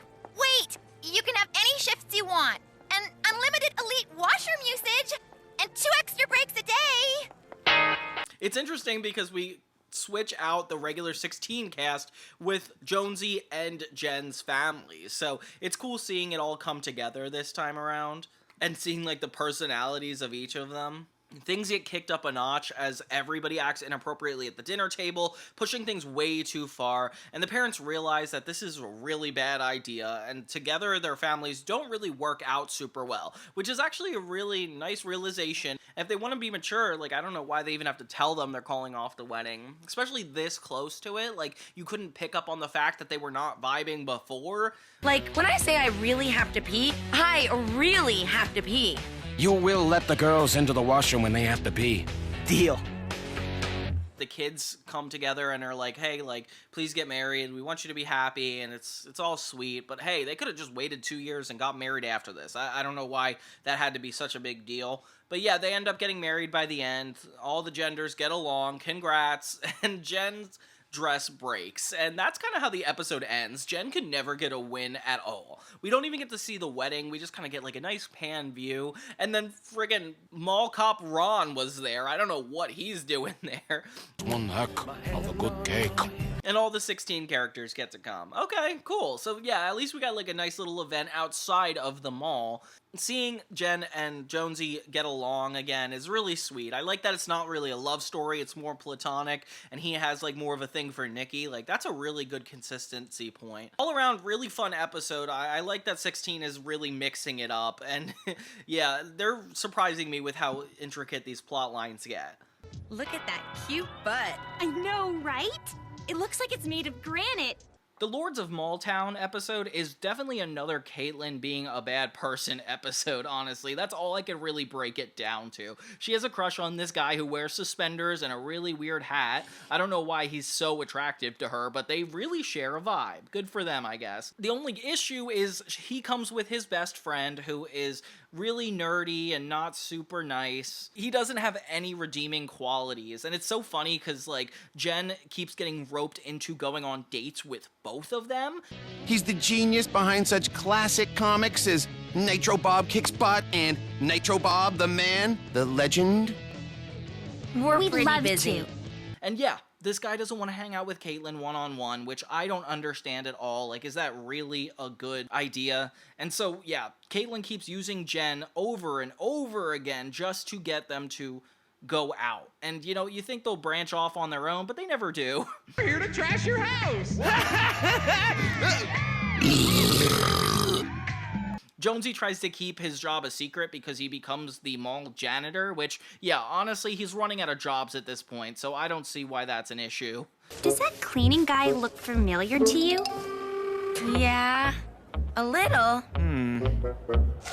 Nikki tries to help out the two by, like, being like, hey, like, please, like, just work this out, and they come to a compromise where they go on one more date together, and Caitlyn says it's gonna be the last time they ask, but you know what? I don't believe it. In another plot, Wyatt is trying to prove to himself that he's not uptight, but signs keep pointing to him being uptight. Like, even Nikki listens to his song and is like, this sounds like the song of an uptight person. What's wrong with it? Honestly, you're in a rut. Your dumped and heartbroken thing is totally tired. Jen really tries to get along with this guy, but you could tell he is not super cool. Like, it doesn't even seem like she's doing a good thing for him after a certain point. This your woman? Yeah. I mean, no. Caitlyn once again agrees to going on the date with Jen, and I can't believe Jen has to come along every time. She's beyond being a good friend at this point.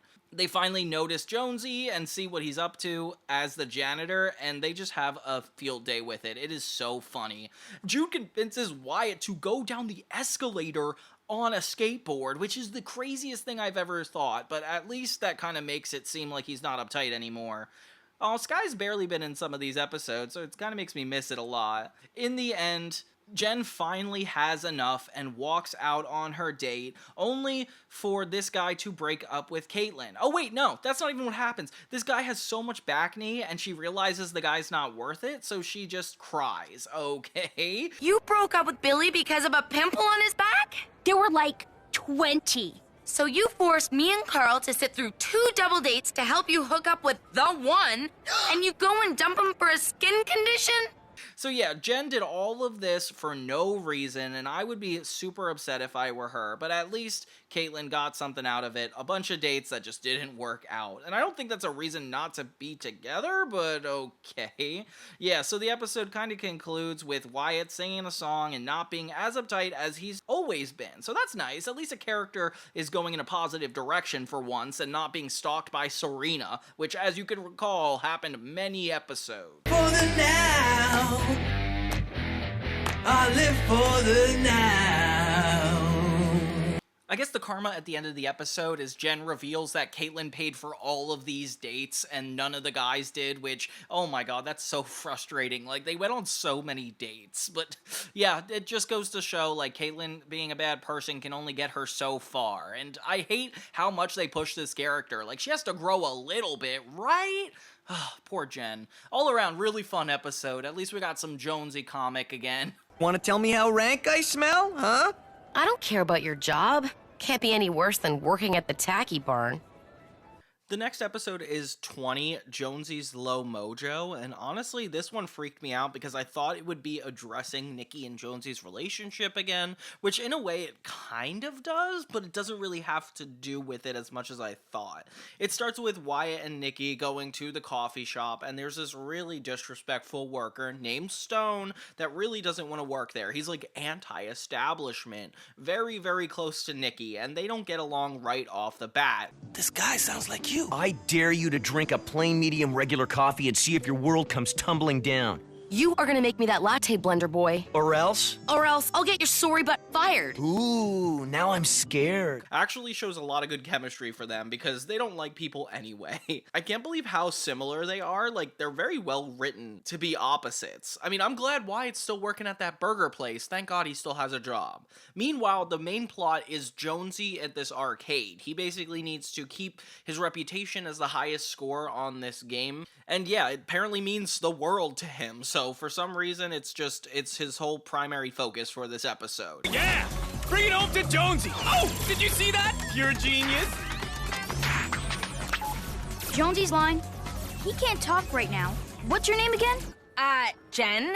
The girls try to go and encourage him, and yeah, they don't really get it, but at least they're supportive. He sees it as like his biggest accomplishment, and for some reason the prize is the ability to use the bathroom in the arcade, which is kind of a genius idea. I wish there was like a way of using any bathroom anywhere, even though it's employees only. That would be kind of a weird system though. Yeah, of course this twerpy kid has to come in. He's like a lot younger with his kitty-like group of friends to actually beat Jonesy's score, which actually freaks him out. He never realized how much it meant to him until he like got it taken away, and it's kind of a huge deal. Shut up, punk. Let's settle this right now. 2-player annihilator, winner takes all. You're on. I can't watch. Me neither, dude. Meanwhile, this guy Stone is just so defiant and is exactly like Nikki is at the khaki barn, but at the coffee place. And her and him just keep butting heads. But there's for sure some tension there. Like, there's very clear attraction.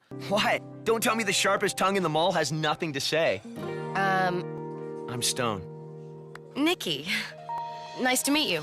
So he asks her out, and they're gonna go to a movie later, but Nikki feels really guilty about this and kind of wants to keep it from her friends, not even keeping it from the khaki triplets, which is kind of insane to think about. So yeah, when Jen and Caitlin come by, she tries to act like she still hates him, despite the fact he's showing up to the work now. Nuh-uh. Come on. Nuh-uh. Give it to me. Come on. Are you kidding? Can you see them? What's going on? Oh no. They're fighting already. knew it! Jen and Caitlin want to keep an eye on Nikki, and when they see that she's with Stone, they realize they have a huge problem with it because they're so similar. It might be bad for her to date somebody that's so much alike her. And honestly, that's a really good plot point because they are so alike, and it's almost jarring to an extent.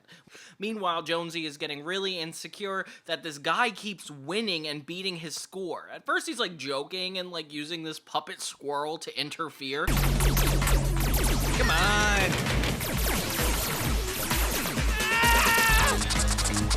But really, he does have an insecurity that this is gonna ruin his life. Wyatt and Jude have to kind of give him a pep talk about not letting him win if he really wants to protect his reputation, and I don't know why it means this much to him, but okay, go ahead, Jonesy. It's so sad that, like, this is his big thing going on while Nikki is, like, dating a whole new guy. Like, thank God he's distracted with this whole situation, or else he would be, like, kind of heartbroken right now. That's all I could think about. When Nikki realizes that they're following both her and Stone, they start to play it up in the movie theater and causes a huge commotion because of it. Thanks for offering to pay for the whole evening. That's okay. I stole all the money from the khaki barn cash. Good thinking. Have any more? No. Meanwhile, Jonesy is losing his cool with losing this game, and yeah, he starts harassing this poor kid. I want to see where this kid's parent is, because Jonesy is scary. Jude and Wyatt are pretty supportive, but, you know, by the end of it, Jonesy has to just lose the competition and be okay with that, which, whew, if we're talking about losing and being okay with it, Jonesy, wait till you see what Nikki's been up to. Jen and Caitlin finally accept Stone and Nikki's relationship, seeing them as, like, cute together, and it's really sweet. So they end up deciding to go on a date once again, and we learn that Nikki was just trying to keep this a secret so Jonesy didn't find out. And that's actually really sweet because you don't want to, like, upset anybody for no reason. All around, really good episode, and it's crazy how far it got. Particularly the works of the late Middle Apes. I mean, ages. Oops. Sorry about the typo. Laugh out loud.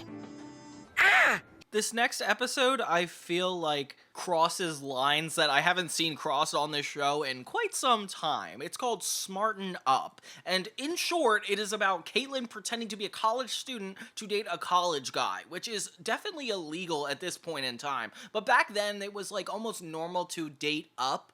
Do you feel your job is colored by society's view of women? Yes! I would love to be viewed by the world in colors that don't have to match lemon yellow. It was definitely like a hard line to play with, especially like if you're in high school. Yeah, that's a complicated situation, but at least they address it here in the most obscure way possible. And I just like the way that they make fun of college kids. It starts out with this videographer and this other college kid at the Lemon trying to record Caitlin, like, kind of man-on-the-street style, which is very progressive, especially since we do that now on TikTok, and she has a huge crush on him, and they ask her, like, what's her major, and she's just, like, doesn't know what to say because she's clearly 16. Like, she is not old enough for this relationship. Nikki, laugh all you want, but I know I can pull this off. Yeah, except I'm over here. So she starts to change her whole personality to fit this guy, which feels like Caitlin's storyline all the time. So yeah, she just puts on glasses and a nice blazer, and I guess that's enough to convince somebody you're going to college. This becomes Jen and Nikki's objective to help her come across as more college student-like, which, how are you gonna do that? This clearly is not helpful. I just returned from the student rally. Go team! Great. Jonesy's plotline this episode is that he's taking care of the elderly. It's the new easiest job ever. Oh my god, Jonesy should have a YouTube channel preaching how to make money quick. I feel like that would be perfect for him. And yeah, so he's just walking around with old people all day, and somehow this comes into the plot. We have to go now, Granny. Your bunions start expanding at this time of day. The college guy really does have a crush on Caitlin, so it actually kind of works out for quite some time until he wants to meet her friends. Oh my god, of course. So she has to ask all of her friends to act like college students, and of course they're all gonna lie right on the spot, which some are good at lying and some are not, which is always good for some comedy. So what's your major? Oh, she's in astrology. Astrology? Don't you mean astronomy? Astrology, astronomy, who cares about one little letter? I just like the way it satirizes like going to college and like how aggressive you would be at that age. And it's like not necessarily like you're mature, and they don't treat the characters like they're mature. So it's actually really funny the way it plays out. In the meantime, Jude has an obsession with caffeine and is drinking as many coffees as humanly possible, with Wyatt, you know, mentoring him, making sure he doesn't do that. Kind of feels like an AA related episode where he has like an alcoholic problem. I don't know why. Ow! Thanks. Ow! Thanks. Ow! Thanks. Ow! Thanks. Ow! Thanks. Ow! It's just funny to see Jude like super wired like this, like he was in the first season with the Jen episode. Yeah, that was fun. Seeing all the friends try to lie and act like they're in college is so funny because they are just so not good at it. Like, having been gone to college since I've seen this show, it's a lot more reminiscent of what it is like to be 16 and assuming what college is like versus actually being in college. And yeah, they're just like not good at lying. I think she's gonna have a baby! That's okay. Jonesy here is a fifth-year gynecology student. So this guy does fall for Caitlin, and they almost form a full-on relationship, despite the fact he does not know her actual age, and it really doesn't come up. Like, they're trying to avoid this at all costs. And Caitlin promises they only have to lie about this once, but then it ends up getting more and more complicated, with all of them still hanging out and everybody having to lie about it. Oh my gosh. Jonesy somehow makes this elderly person walking around have to do with his major, and it's not even relevant. Like, I don't even believe him for 1 second. Holy man! I don't believe this. Yeah, a live birth happening right there in the change room. There's something in there! It definitely reminds me of that Lords of Malltown episode where Caitlin is like forcing Jen to keep going out with her and this one guy. It feels like that, but with the entire friend group this time, which actually is a lot funnier than it was before. Later, the college kid ends up breaking up with her because he thinks she's too smart for him and he's not ready for it. Yeah, they're just too To what? serious. I mean, they're going on archaeological digs in Peru and delivering babies in submarines. Of course, that like is the opposite of what she wanted. I'm surprised she didn't end up telling him the truth by the end. If I were him, I'd be really freaked out. He just ends up going out with the girl from the khaki barn, which is insane because that means she also lied about being from college, which how in the world are all these girls lying about their age to those older people? Like, what a crazy time to be alive in the 2000s. But yeah, all around, I was kind of worried about her the whole time, hoping she didn't get hurt or in like a complicated situation. But, you know, moral of the story is they didn't. Everything ended up okay. And it was just a crazy, crazy episode going way too far. Another rule. No kissing in the store. There's no rule like that here, Jude. Oh, I'm pretty sure there is, dude. The next episode is called Dirty Work. And this is interesting because I've never seen an episode try to do this, so I'm actually really curious how they were so successful with it. It's basically Jonesy getting hired to do everybody's dirty work. For the low, low price of just $5, I will break whatever bad news needs to be broken any place, anytime. You mean you're gonna do everyone's dirty work for them? It starts out with Jude, and he has this stalker that just wants to go out with him. Or no, they're dating, and he wants to break up with her, but she won't let him, essentially. So he goes to Jonesy as if he's like a therapist, which is a really funny bit. Instead of learning how to confront girls, he's like, let me just pay you to break up with her for me. Okay. If she's not letting him break up with her, obviously he has to do something about it eventually. You're finished. Finito. Kaput. Done like dinner. See ya. So Jonesy gets super hyped because this is like a genius idea on his part, and I don't know why he has the courage to just tell people horrible news. Like, he's gonna make a lot of enemies, as Wyatt points out. In the B-plot, Caitlin gets a really, really bad tan. Oh my gosh. This is feeling like cultural appropriation, like, so hard. Jonesy realizes that Nikki's dating somebody else. It's like first publicly acknowledged without like a formal like recognition of it. Dude, 1980 called and it wants its hairdo back. Hey, So weak. So I'm a little confused, but whatever. Yeah, Jonesy is just upset, and you could tell it bothers him, especially since, like, when they broke up, he was pretty depressed after it. Like, he didn't clearly want that to happen. Meanwhile, there's this giant, like, group of biker chicks that keep taking everybody's stuff, and everybody's too afraid to go up and confront them and get their stuff back. So it's like this consistent running gag that people are too afraid of them. So for some reason, Trisha gets involved in Caitlin's subplot where she tells her about Smash Face, and yeah, she also gets this really harsh tan, and they both start breaking out into pimples. Oh my gosh. So it's more of a journey to fix their skin. Give me back my fries. I'm serious, man. Hey, I don't care if you're fat, dude. Talk to your mom. Big plot twist happens when Nikki's boyfriend asks Jonesy, oh my gosh, to do his dirty work and break up with Nikki for him. How much do you charge, dude? $5? Awesome. Tell Nikki that it's over and that I'm really sorry. You want me to dump Nikki for you? Oh my god, this is actually really insane. I love this plot. It's so intense. So he agrees to do this at first, and, you know, he gives it a good attempt, actually trying to confront it, but he's, like, worried it comes across as, like, jealous or, like, insane, because obviously he's the ex-boyfriend. This is not gonna come over well. He actually gets, like, super depressed and realizes, like, the moral issues with what he's been doing in general, like, playing with people's feelings. It's like some bad mojo. Of course, classic Caitlyn is hiding from everybody now because she has the tan she doesn't want, and of course this is like worth hiding for, so you can't really find her for most of the rest of the episode.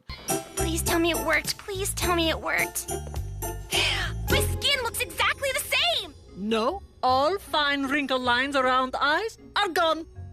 Wrinkles? I am 16 years old! I came here for my zits! Jen inevitably ends up helping the biker chick situation by going over and confronting them and actually getting everybody's stuff back, which is really sweet. It just feels like such a side plot to be in this episode. I feel good for her because it like almost gets her confidence back, especially since in the workplace she really doesn't have control over what goes on. Not because of her fault, it's more so Coldholder is like such a bully. Hey, escalator girls! Put that kid down and give me back my keys! Now! Now the keys! We learned that Caitlyn actually paid the biker chicks $5 to act afraid of Jen, which I feel like they wouldn't have because they gave all the stuff back. Like, that's not worth $5, but it is funny to think that Jen's confidence didn't come from something specific. Oh my gosh, not fair. Yeah, in the end, Jonesy decides not to go through with it. He stands up to this guy and he's like, I can't do this for you, which actually is a huge turning point for his character. In fact, you know what? I'll save you the trouble. Jonesy, you're fired. And yeah, this guy goes crazy, and you start to understand why, like, he's not going to work out with Nikki. She, like, dodged a bullet here. So he breaks up with her and even tells her that he wanted Jonesy to do this, which is insane that he even admitted that. Doesn't that, like, make you look worse, man? Like, I can't even believe he had to say that. So yeah, Jonesy and Nikki have a moment where he gets to comfort her, and I'm glad that we're working back toward a relationship. I feel like these are a really good couple out of all the shows that revolve around, like, 5 or 6 friends that there's, like, a love story within. Like, Jonesy and Nikki are definitely one of the better ones. Very Ross and Rachel of the whole situation, which, by the way, don't talk to me about Friends. I don't like that show. I'm not getting into it, but these are my friends, the 16 cast. So yeah, all around good episode, a lot of character development. I can't believe how much they fit in such a short amount of time, and I like that they got to build up Nikki's crush on this guy Stone, but then like had this full-on like turnaround with his character. It's so realistic, it's really admirable. Other one!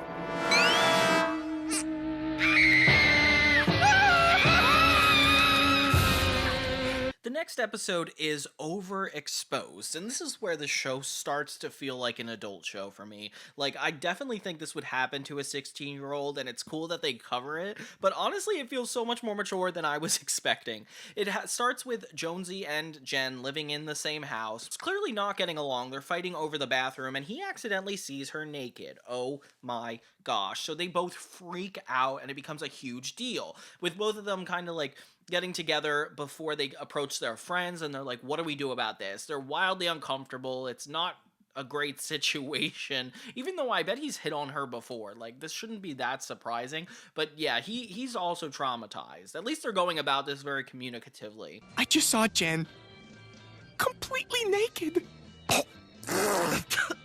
Our Jen? Jen, your stepsister, Jen? Yes, Jen, our Jen! In the B plot, Nikki learns that Christy is actually leaving the khaki barn, which is a huge deal, especially for the other girls. They don't even process it. It's so funny. They don't even, like, consider that she could be quitting.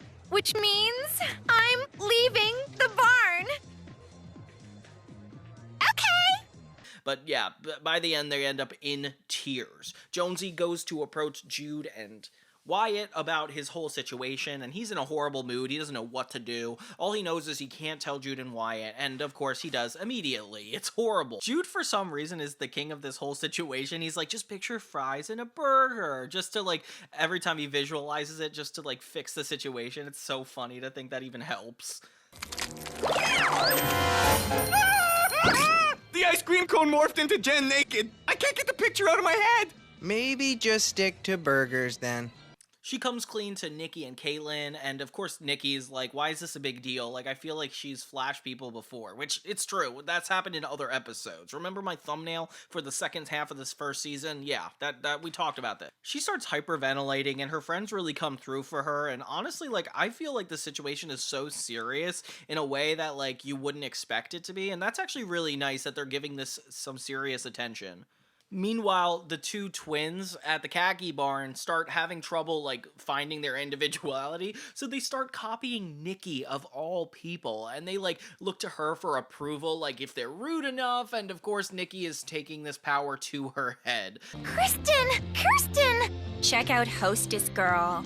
Hey, Hostess Girl, nice uniform. Yeah, is there a funeral in town? Wow, they're really good at coming up with new plots for these episodes. Later, when the group comes together again for the first time, it becomes super awkward between all of them, breaking the gender norms immediately. And this is really real to life. Nobody can look each other in the eye because they just don't understand what they're supposed to do in a situation like this. Guess what Daddy brought home from the salt mines? VIP passes to the Soft Rock Cafe opening party. Jonesy ends up bringing out tickets to a show that his new job is hosting, and when Jen wants a ticket, he can't even look her in the eye. Oh my gosh, this is getting so dramatic so quickly. So yeah, everybody is completely wired and doesn't know what to do.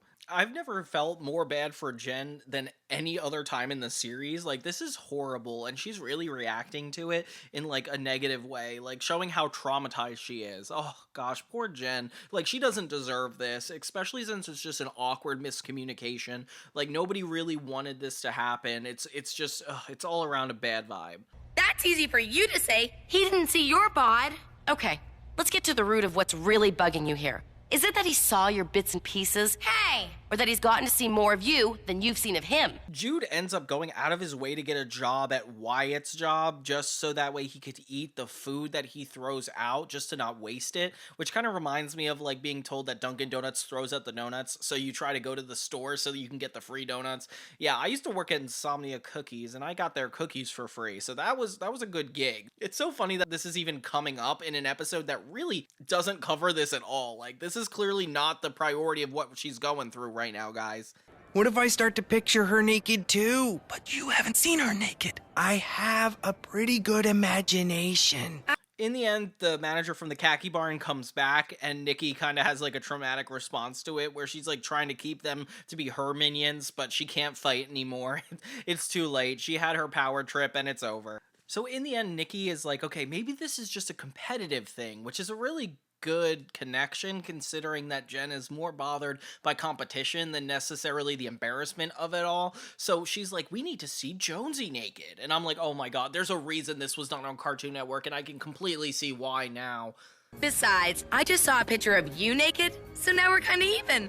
Well, that's great. What? Hey, wait a minute! So later we find out that she has seen it, but we don't really know how that happened, and Jonesy is really insecure about it. So it turns out that they just found a baby picture of him. And honestly, that's such a funny, like, retaliation arc for this whole episode. At least it makes Jen feel better, and everybody's even. Maybe we don't have to go into this any further. The fact that they're brother and sister. Yeah, all around really crazy episode. It's embarrassingly relatable, and that's just something I feel like is the best theme for 16 and what they do seriously well. Last night, he tied every pair of my underwear together and strung them up over the hydro pole. Ah! My tampons! Robbie, put those away away right now! Next episode we have is 24, A Crime of Fashion. It starts out with Jen and Caitlin shopping for the first time. I feel like Jen's never really like doing this type of stuff with Caitlin, so it's sweet that she's like actually trying to get into her hobbies. But this top is so expensive. It's $50, which, oh my god, of course it is. It's being sold at a mall, guys. Do not get it. I can't believe Gwen and Mandy are still friends with her. I know. I'm just so glad I'm not. Come on, let's grab some Cinnabons. Trisha was overhearing Jen and Caitlin talk about her, calling her like a mean girl, which is pretty accurate when you think about it. So Trisha ends up having her whole revenge episode, essentially. In the B-plot, Jonesy has a crush on this French girl, and it's more so about consent because she doesn't want to go out with him, so he constantly asks her until she says yes. Oh my god, Jonesy, not appropriate. Mm-hmm. So you want to go out with me? How do I put this in English? No. In the meantime, Jonesy's little brother is being watched by Nikki as like a babysitter, and it's just so funny that like she just brings him to work to bother all of the khaki girls. She does a great job too. Trisha ends up hanging out with Caitlin, but more so sneaks the top she wanted into her bag so she could be caught and go to mall prison, which is so fun that we're going to mall prison again. I feel like we were only there once, but it is like a funny concept. Received a call for a code 1345-9er. Where's the perp? But I'm not a perp, honest. Unfortunately for Caitlin, nobody believes that didn't mean to take the top. Like, it doesn't explain anything of how it got in her bag, which really sucks, especially since Jen doesn't believe her. Like, the girl who was with her, like, that would break my heart at the time, too. I'm a good girl. Ask anyone. I'm a good guy. Ask anyone. Okay, maybe not anyone. Please? No. Please? No. The third plot that's super unnecessary, where Jude recognizes that one of the models in the window look exactly like him, so he decides to pose with it and start scaring people. Yeah, there's not really a lot going on in this. It's more like of a funny bit. And I like that they have these like very, very short comedic moments that like sometimes aren't the plot of the episode. They're just like more relatable. Like in the episode before where Jude kept eating out of the trash from Wyatt's job. Like that was so small and didn't have to do with the episode at all, but really fit in well. You're just like a weirdo. What are you talking about, little dudes? Jude inevitably gets embarrassed because one of the models that look like him wears a banana hammock bathing suit, and that is crossing the line, so he pretty much, like, is upset by the end, and that doesn't even have to do with the rest. So yeah, none of Caitlin's friends believe her, and she's getting super paranoid until she entertains the idea that it might be Trisha. Okay, cool, good idea. Meanwhile, Jonesy keeps getting rejected by the French girl until she says yes. Oh my gosh, Jonesy, you're not supposed to wear somebody down like that. And she actually starts to like him a little bit when his little brother's around. Kids. Robbie, could you excuse me for a moment? Get up there right now, or there's an atomic wedgie in your very near future. Yeah, that's actually really sweet. She ends up spending more time with his little brother than him, and yeah, it's just funny the way it all works out in karma against him. Jonesy is like such a bad person sometimes, I swear. Except for the fact in that episode Dirty Work, he did give back all the money he made from doing people's dirty work, and that was actually a really nice gesture, but it seems like he hasn't learned, considering 2 episodes later, nothing happened. I think Jonesy may kill his brother. We've got a code 137894 in progress. So later, when we find out that Trisha was the one who did it, they try to get revenge on her by getting the security footage to prove Caitlin's innocence. And when it doesn't work out at first, they call upon help from Darth, which is really surprising. I feel like we haven't seen Darth in like at least 10 episodes. Like, this kid is such a vital part of the show, so it's kind of crazy this is even happening. I'll take that, maggot.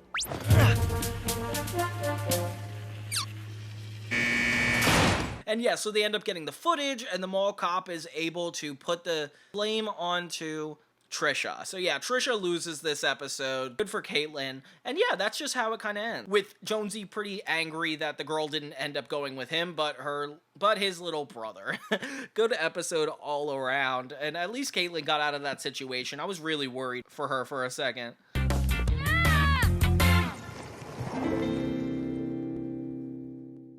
The The next episode is 25 Spring Fling, and it's the first time I feel like they're having like a formal dance related episode. Like, they're not necessarily going to the dance, but it's about a dance, and I'm surprised how long it took to get to this point. Like, it's literally a show about 16-year-olds. Make eye contact first.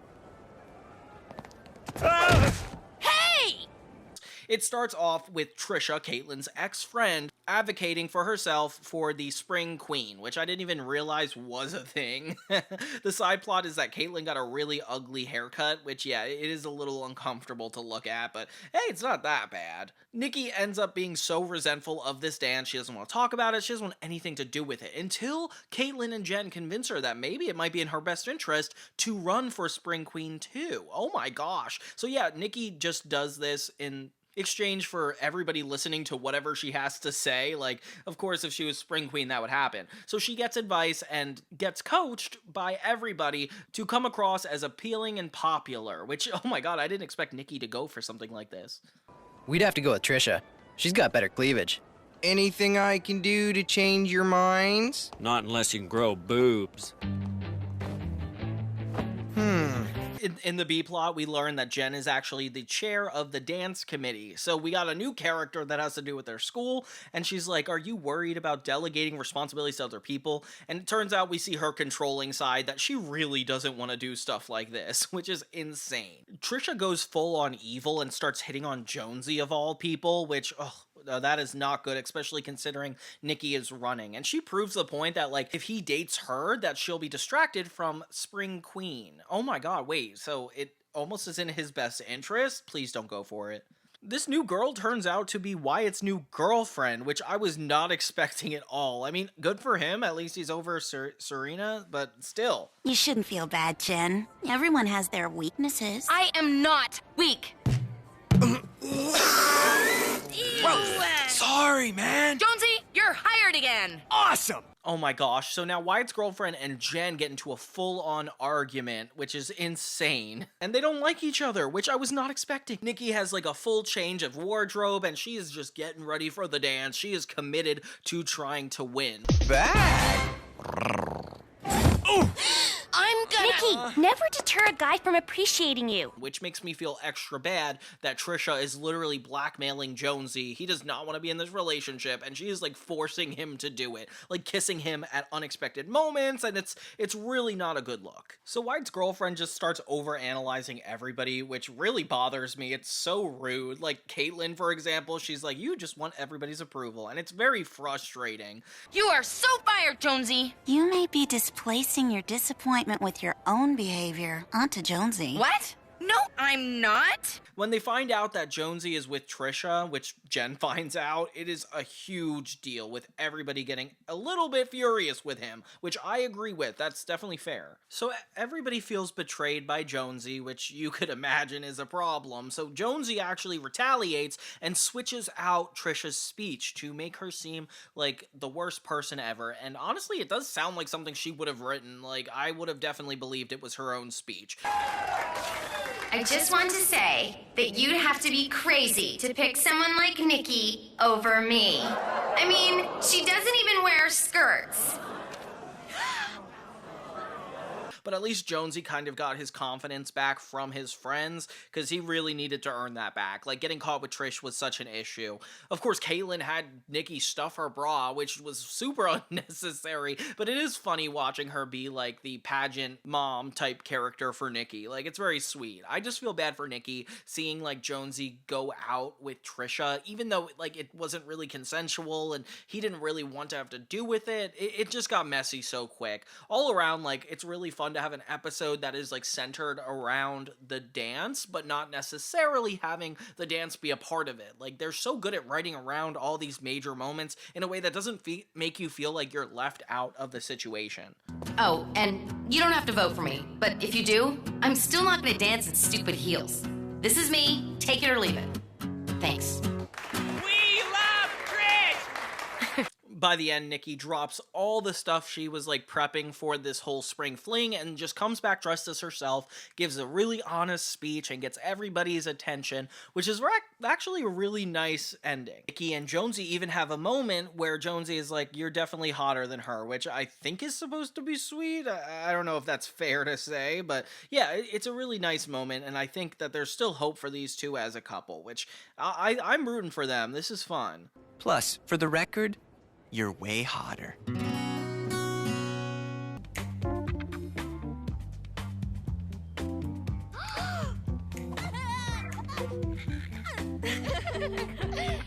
Hi, Jonesy. Who's your daddy? Hi, Jonesy. Gosh, guys, the season finale really goes there in a way I was not expecting. So it's called Girly Boys, and it starts out with Jonesy having a unibrow. Oh my gosh, it becomes like a huge deal, and everybody has something to say about it. They're like, please get that fixed. And it becomes more like a care about your appearance type episode, with Jonesy actually getting addicted to going to the spa. Oh my gosh. The main plot is that Jude is being challenged by another skateboarder at the mall. He's like this really annoying guy that's like, hey, like, I want to take you down. You got it, bro. I think you meant to say bro. Bra is for chicks. And Jude, like, has to actually commit to this full-on competition. Surprisingly, has never happened before. Like, I never seen Jude have to put his skateboard to the test, but this is a really interesting one. All the kids admire him around the mall, and it's really sweet. But Wyatt's like, you gotta take this seriously. Fair point, fair point. Jonesy gets so obsessed with the spa that he tries to get all of his friends to go with him and introduces him to all the best, like, manicures, like getting new teeth, getting tan. It's so funny how they all get wrapped up in the spa of it all. Like, how in the world are they going to be so into this? Wow, who knew a dude's feet could look like this? This is where it's at. Got that right. He even gets a job there, of course, so he has to get more, so he gets more into it day by day. This distracts Jude from the competition a lot, especially the fact that it's like they look more and more crazy each scene they get in. Okay, I'm usually a pretty chilled out guy, but that dude is starting to make me not chilled out. No worries. Me and my employee discount have just what you need. And then meanwhile, Caitlin is eating a lot of chocolate throughout this episode, and her appearance is being let go, which is kind of sad that, like, they have to make such a commentary on it. Like, I get it that, like, girls could be insecure about eating too much chocolate or how they look. Like, it's almost like everybody's getting objectified in this episode. I do feel bad for Caitlin because I feel like, you know, like, this is not how she feels comfortable in her skin. They put Jude in a seaweed wrap, but can't get him out of it. Oh my gosh, I was not expecting that at all. Dude, come back, Jude! He even falls into the fountain at one point, which shows that the spa goes way too far. Kind of a lesson I didn't expect to have to learn, like that the spa can go too far. Like, what is that lesson? When Caitlin can't fit into the jeans she wants to wear, she has like a full-on meltdown, which makes me feel really bad for her. Like, that's really sucks that, like, you have to take yourself that seriously, that, like, you can't be a certain weight. Like, oh. That is awesome! If you got fat, that means I'm not slow on my board, which means you're going to kick his butt. Poor Jude loses all of his hair and is green because of the seaweed wrap, which I was not expecting at all either. They end up finally going through with this competition, and of course Jude has so much more to work with now that he's like completely bare. They end up falling off their skateboards and sliding into the finish line, which I was not expecting being the end. Dude!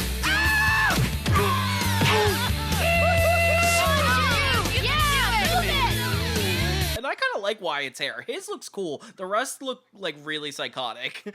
All around, good way to finish off the season. I love that, like, there's a whole spa section of them all, too. Like, how many places does this place have? I would love to know if it was based off, like, a real mall. Like, that would be interesting.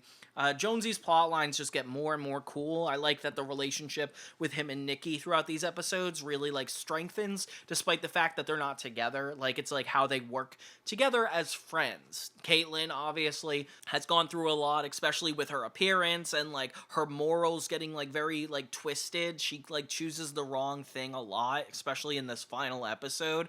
And yeah, poor Jen, uptight, always has to be poked at for having these competitive skills. But you know what? They just keep coming back up, and she's just getting used to her new family with Jonesy. Oh gosh, that's such a weird dynamic, her and Jonesy being in the same house. But at least it makes a way for like a lot of really funny stories, like them seeing each other naked. Like, why did that even have to happen? All around fun season. I had a lot of fun jumping back into this with all the characters. I feel like they do such a good job at varying the situations up a lot. Thank you guys so much for watching. This is Johnny 2000 signing off.